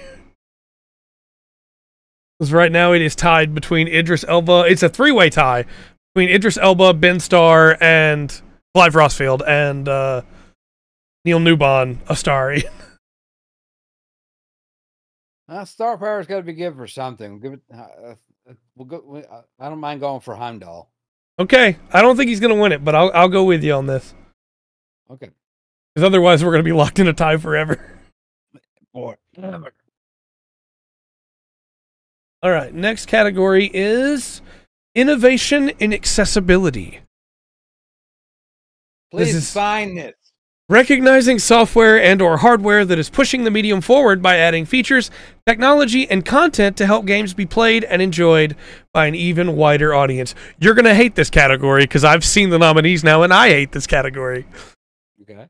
The nominees are Diablo 4. For what? I don't know. What did they do? I don't know. Forza Motorsport. Hi-Fi Rush. Marvel's Spider-Man 2. Mortal Kombat 1. And Street Fighter 6. Is the innovation bugs? Because if so, Mortal Kombat 1 should win. I don't know. I don't know what this category is. What are you telling? What are they? It's like, I don't know. What have they done? Let me know. He added the JK though. Right. Had to put that JK in there. I think if I had to pick one that I think deserves to win, it's Hi-Fi Rush, because visually showing the beat to people has unironically helped people learn how to like hear the beat in music. All right. Well, look. Having no rhythm is not like getting over a disability. I agree. All right. But it has helped people that can't feel the beat to be able to see the beat, you know? Can't clap in time. I'm not talking about myself, just clarify. Yeah. I think someone's life has been affected. I don't have any idea what the other innovations are. Yeah, like what is so accessible about Diablo 4? I guess, yeah, Street Fighter 6 has auto combos. So did they make that turn that into a one-button game? Well, you can mash the same button to do a full combo, but Guilty Gear and BlazBlue both had that beforehand. Yeah. I was gonna say this category aggravates me each year we've done this. Last year and this year. Yep. Right? Yep. It's like, tell me what they have done to make the, better. Wait, wants to access your bank? Yeah. Yeah.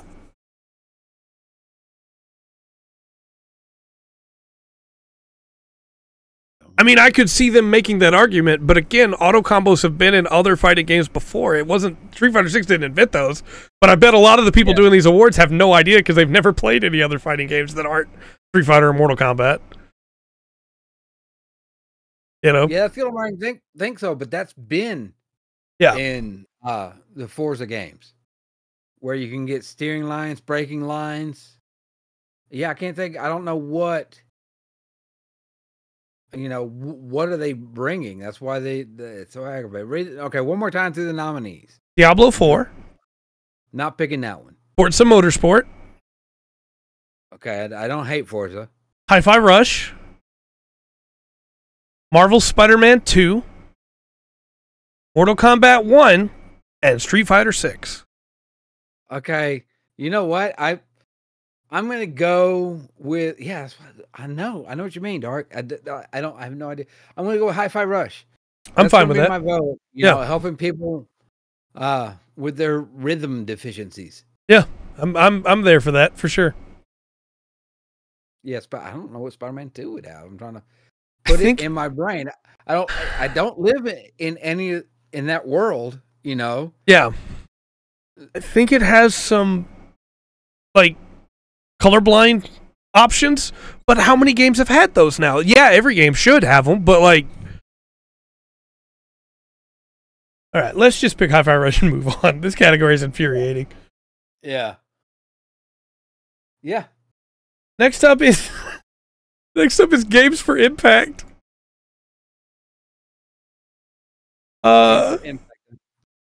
Because he is rhythmically gifted. If you've never heard him, just remember hashtag or exclamation mark Rundgren. Check out his music. This is. I never thought of being off rhythm as a disability. Maybe it is. We need to start a charity. Maybe. Oh, I was about to make a comment. I'm gonna be good. Make sure the money gets there. Games for Impact is a thought-provoking game with a pro-social meaning or message. Again, this is always nebulous. They never explain what this means better. But I do have some nominees for you. A Space for the Unbound, which is a game about depression and loneliness. Chance of Sinar, I have no idea what it's about. Goodbye Volcano High, I have no idea what it's about. Chia, which is about, I believe, life on an island and space is involved. That's as much as I know.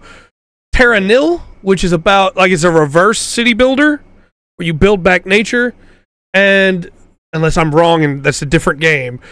And then Vinba, which is a really great game about understanding family and the problems that come from there and what it's like to immigrate, and definitely should win this, and I'm afraid probably won't.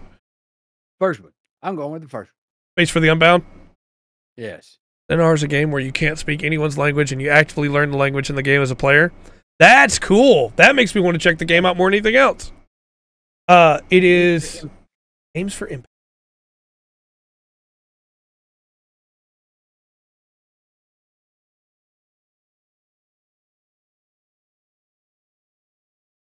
And it should be Genshin Impact, should win every year because it's got Impact in the name. Right? It's literally right there. Venba. I like Venba. Okay, I don't think it will win, but I want it to win. All right. Maybe I'll go with Venba then. Venba, like, hurt my heart. It's not as impactful as Venba. Works for me. Venba is that the cooking game? Yeah. Oh, okay. Yes, I do. Yeah. Okay. Okay. Yeah. I'm sorry. Yes, Venba. Okay, I'll go with that. Okay. That was cool. Yeah.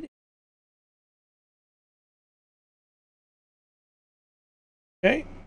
Next up is Best Ongoing. Lotro. The nominees are Apex Legends, Cyberpunk 2077. Does that count? It's a single player game. Like, does that count for Best Ongoing? Anyway. Still ongoing. I guess so. No, maybe. You're right. Final Fantasy 14, Fortnite, and Genshin Impact. The fact that those last two can be on there and Lotro isn't just bothers me. I understand. I think they give it to 14 again this year. It won the last 2 years straight.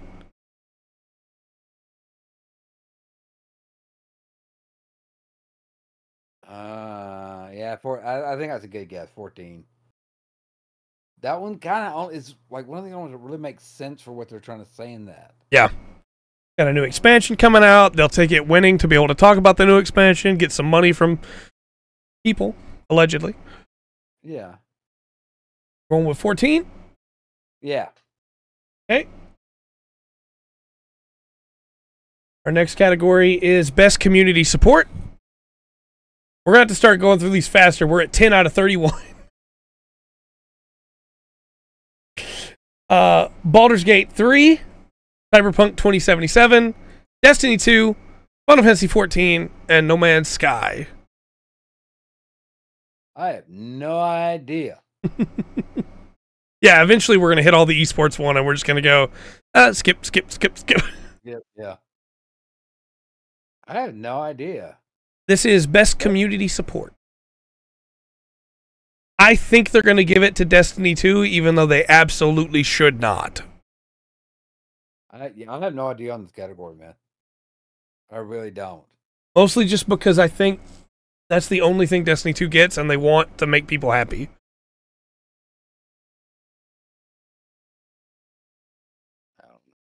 What is chat thinking? No Man's Sky? No Man's Sky's not a bad pick. Only want to play beside Destiny 2. All right. For Remas's gaming history, I'll go No Man's Sky. Yeah. You know what? Yeah. Let's do it. No Man's Sky. But that's and Dark, we go with either No Man's or Baldur's Gate 3, which is probably going to sweep the awards anyway. Right. Next up is Best Indie. Best Independent Game. And we have Cocoon, Dave the Diver, Dredge, Sea of Stars, and Viewfinder. Also, want to clarify, Dave the Diver is not an indie game. The devs have come out. It's a AAA dev. They've come out and said it's not an indie game. It doesn't deserve to be on this list because it's not an indie game. Yeah, I think that's got to go to Cocoon. Nothing else on that list has made a splash like Cocoon has. I disagree. I think Sea of Stars is going to win it. It won Best Indie Game with Golden Joysticks, but Dark's going Cocoon. They might not, yeah. Dark's going Cocoon, you're going Cocoon. I'm willing to go Cocoon as well. Okay. All right, we've picked Cocoon. Now another category that doesn't need to exist. Best Debut Indie Game. For the best debut game created by a new independent studio. Why not just have this as the best indie game? What? Yeah. Cocoon, Dredge, Pizza Tower, Vimba, and Viewfinder. I would still go with Cocoon. I think so too. Yeah, yeah. For sure. Got behind it. These are newcomers to the realms. I think Cocoon wins this one and Sea of Stars wins the other one. And that's how they're going to politic it. Maybe so. Now we have Best Mobile Game. Final Fantasy VII Ever Crisis, Hello Kitty Island Adventure, Honkai Star Rail, Monster Hunter Now, and Terra Nil. And I think they give this to Ever Crisis because it's Final Fantasy. I thought it might go to the Monster Hunter Now. It could. Hello Kitty.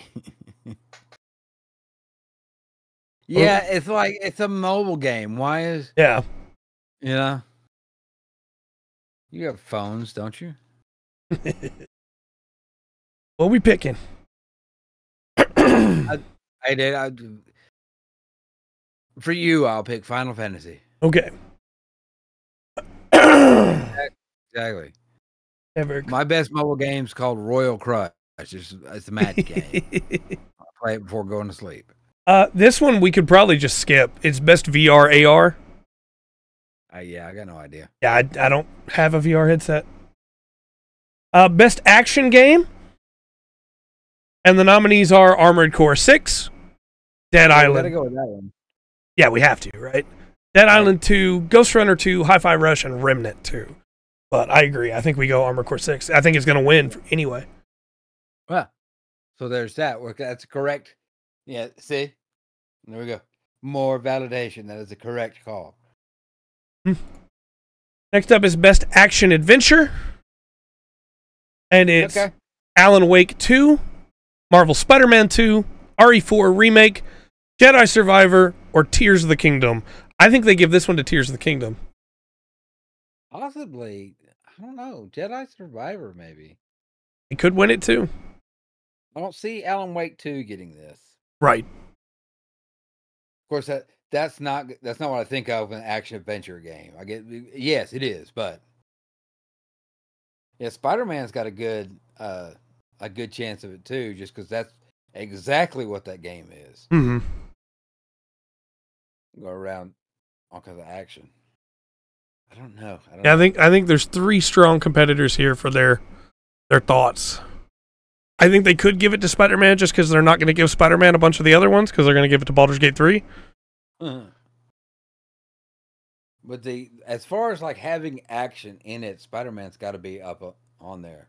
It is newer through that. Like I said, that is the basis of that game. Yeah. We going to go with Spider-Man? Yeah.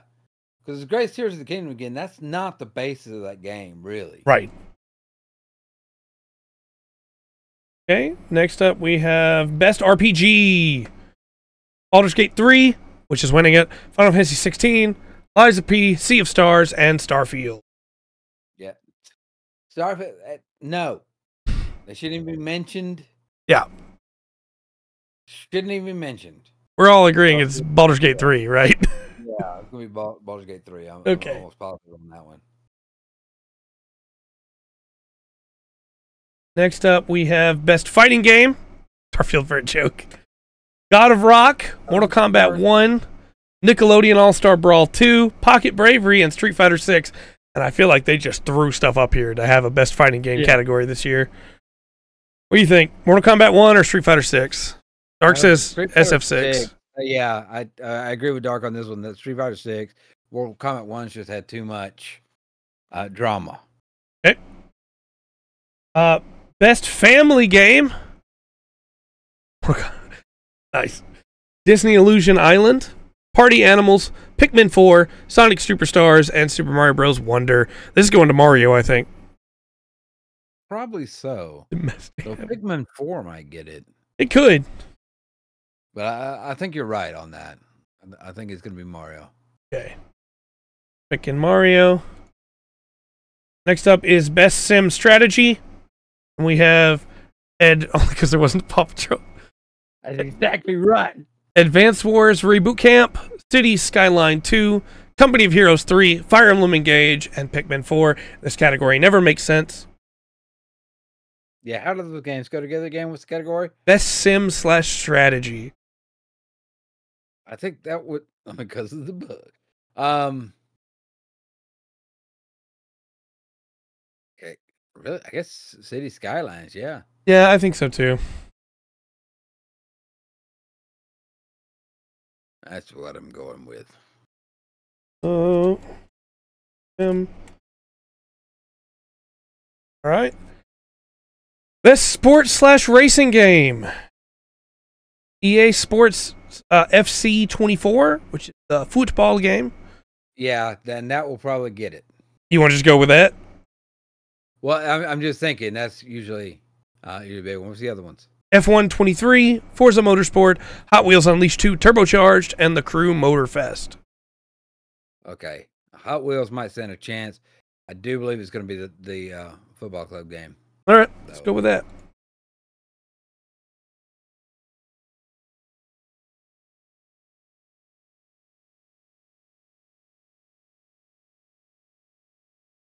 All right, it's loading again. Best Multiplayer. BG3, Diablo 4, Party Animals, Street Fighter 6, and Super Mario Bros. Wonder. I'm right there with you. You should see how well like each one is categorized at the start of the docket and then towards the end when it's just a mess.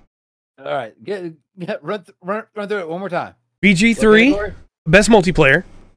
This multiplayer is either Baldur's Gate 3, Diablo 4, no, Party Animals, Street Fighter 6, or Super Mario Bros. Wonder.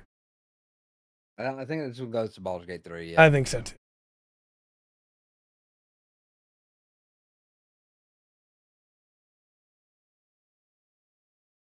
Then we have Best Adaptation. Castlevania Nocturne, Gran Turismo, The Last of Us, the TV show, Super Mario Bros. Movie, and Twisted Metal. The movie TV show? I'm unsure.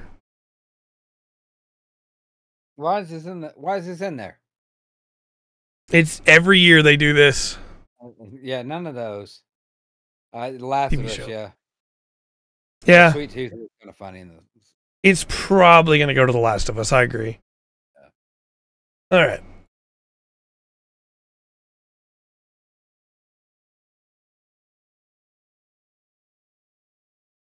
Most anticipated game for next year: Final Fantasy VII Rebirth. Yeah, I agree. Hades 2, Like a Dragon, Infinite Wealth, Star Wars Outlaws, and Tekken 8. And this is going to Final Fantasy VII Rebirth. I would think so, yeah. Country stars, country musician. Oh, I have an argument for that. I don't know about modern country, though. Content Creator of the Year. Do we want to skip this one? Well, obviously, it's us. I don't know what the problem is. We're not in the nominees. So let's skip Content Creator. I think Iron Mouse probably wins that one. We can skip Esports Game. Yeah. None of us keep up with esports, so we'll skip all the esports categories.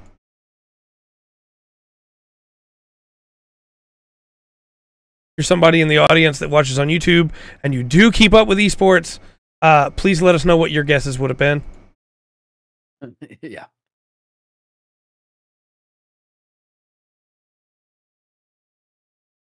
Skipping through. And that's all of them. Okay, good. All right. Awesome. Don't have to deal with these. Okay. We got a couple of weeks before we'll find out. Yeah. We'll go weeks before we'll find out how correct we were. That'll be on the 7th of December. We'll start at 6:30, I believe, unless they do an early pre-show thing. Maybe. I don't know. But these are the actual official winners. Yeah. I'm going to let you know right now, the ones that we picked. Yeah. That's how important we are. So. But all they'll right. have their silly show here in a couple of weeks.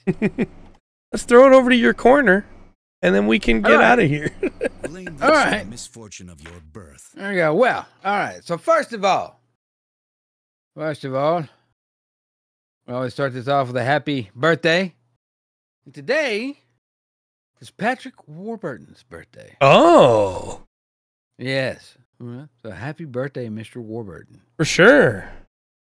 Always and forever the greatest tick. If you don't know who that is, it's the guy that says Cusco. Yeah. Poison for Cusco. The poison for Cusco. This poison right here. Something like that. No thing. Okay. Got a couple short stories for you today. Yes, the little Patrick Warburton. Cusco. So I got two stories. One I want you to hear. The other one I have to tell you. Okay. Okay. Try to make them quick. Okay. So the other couple weeks ago, a man was trapped in a jewelry vault overnight, and firefighters had to give up on him. Basically, a man was trapped inside a steel reinforced concrete jewelry vault in New York City overnight. Firefighters had to abandon an attempt to rescue him for safety reasons. Now, they had busted through all the concrete and stuff, but when they actually got down to the steel vault he was trapped in, they realized they were going to have to use torches. And metal's a really good conductor. And so they basically, you can see how that could go bad. Yep. So, fire department was called to a Midtown Manhattan building on Tuesday evening in October after the man had become trapped while trying to access his safe deposit box. This was reported by Fire Chief John Sirocco. The building at 580 Fifth Avenue is known as the World Diamond Tower and actually houses several jewelry businesses. Oh. We don't know how the man became trapped inside the group. Yes. Oh, by the way, Charles' birthday this Friday. We need to remember that. Need to remember that. But yeah, we don't know how they got trapped in there. But the fire and police department were in communication with the man inside the vault and could see him on the security camera. As I said, the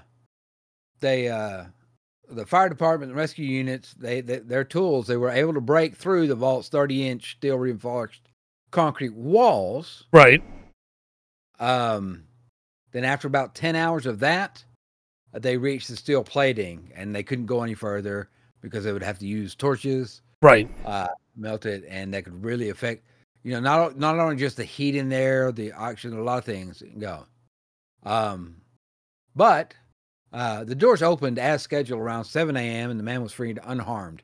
The vault was on a timer. Thank goodness. Now, look, I don't know how he got stuck in there.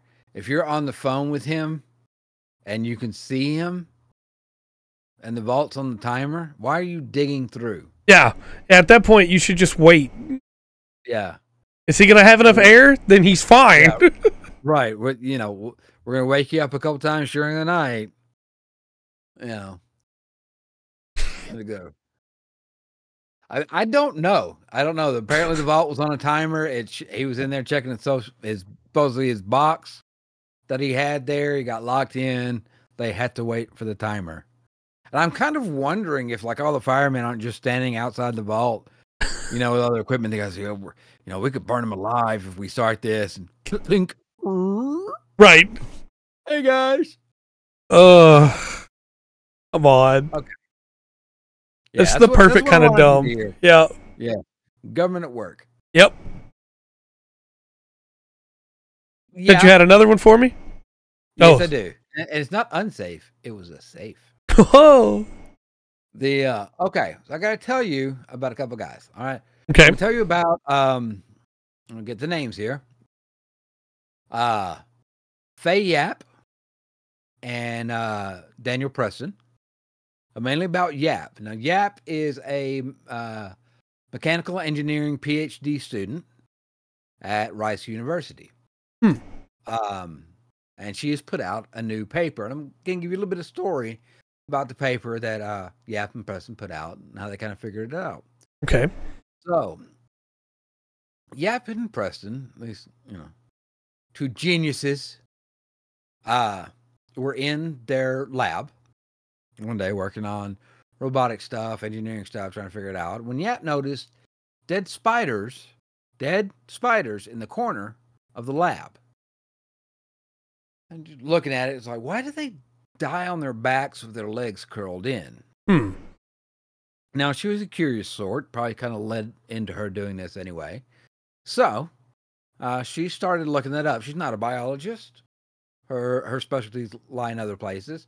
Not a spider biologist. So she looked up and she did some research and found out that spiders do not have antagonistic muscle pairs.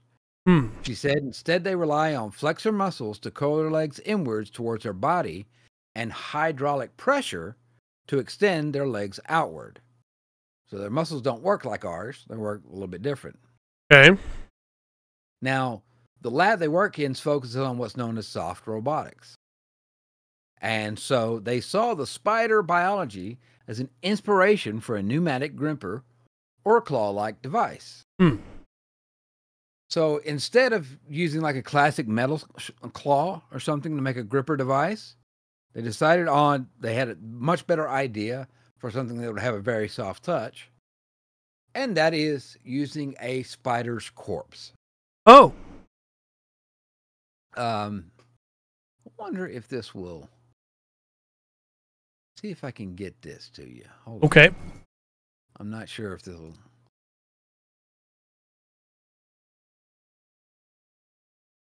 show the whole thing. No, that's just a picture, huh?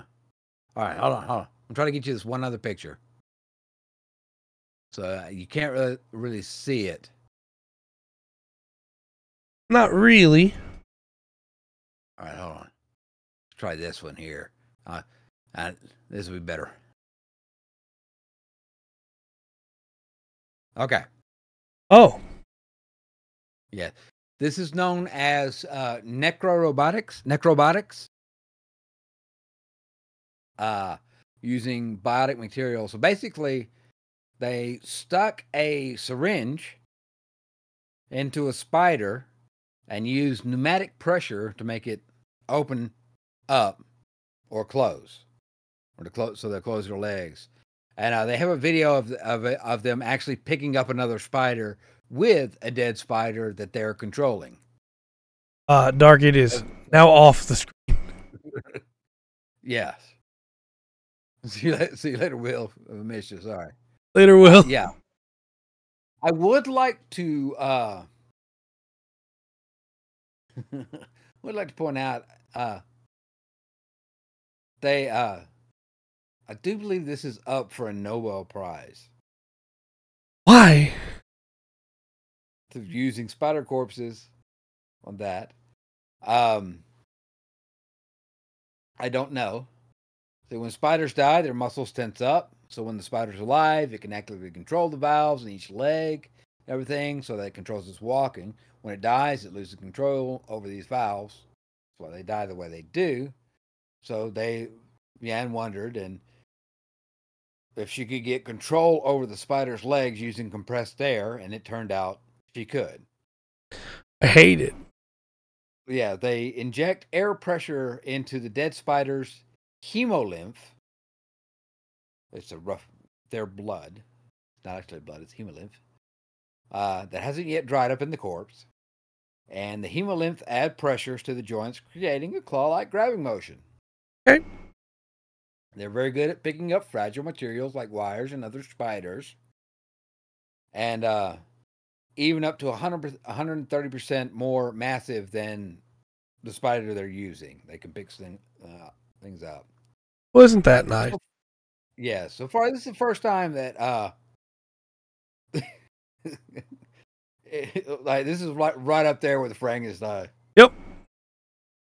I don't know if you can make a robot spider that's not horrific, unless you color it with like My Little Pony or something. I don't know. Make it a touch coma from Ghost in the Shell, and I'll call it cool. Because that's more of a crab spider than. Right. Now, it's the first time the full animals have been used. Feathers have been used in robotic applications, and some other things kind of along that line. Yep. Yeah. So right now there's not a shortage of spiders. So if they get this working, they should be able to make soft grabbers for other researchers to use and their research techniques. And hey, don't forget, spider corpses are also biodegradable. Yeah, that's correct. So you don't leave e-waste. Yep. I don't know that they want you to start collecting spiders for them yet, but I thought necrobotic spiders would you might find that interesting. Yeah, it's definitely interesting. I just feel like we've crossed a line. That is, yeah, no, it is. I don't know if they can. There is, there is like in with a little bit of thought, right? Yes. Okay, so technically, there's a use for these, right? Maybe maybe we could take it in a different direction through that. That's all I had. I want to bring you some news tonight. Okay. That. Well, we're not voting on your assignment because you're gonna keep playing Relict until you beat it. Yes. So we'll throw it to the outro. You got any plugs? No, I really don't. Okay. Okay. Monster, fair enough. Well, just as a reminder, the week I was going to take off after Thanksgiving, not taking it off anymore. So there'll still be regular week streaming there, but we are going to take Thanksgiving Day off. The only day we're taking off, probably till the end of the year. We'll see how things go. But other than that, things will continue. We'll be back tomorrow with Relicta. Yes. Back Thursday with SCP-001 proposals. Yeah. And we'll be back Friday with more Liza P for a long stream, trying to beat that before end of the year. And then we'll be back Monday with Immo Monday, and next Tuesday with a regular podcast. So appreciate everybody watching, especially that have hung with us for 2.25 hours. Appreciate you. Right. Micro necromancer. Oh. technically they are necromancers, right? They took a body and repurposed it. Yeah. I've been sitting this whole podcast going like, well, I probably want to use the Game Awards nominees as a highlight. What else should we use? It has to be the necromantic arachnomancers. It's a techno necromancer. Yeah, that's what I was thinking. I was trying to figure out how to work that together, and I was like, you can't. It's just the techno necromancer. Yeah, it's disturbing and interesting. Yep, it's very interesting. But yes, disturbing. All right, well, until next time, I've been Trey. I've been Rungren. This has been the Full Spectrum Podcast. Remember to always choose the full spectrum. The techno necro arachnomancers have to offer. Perfect.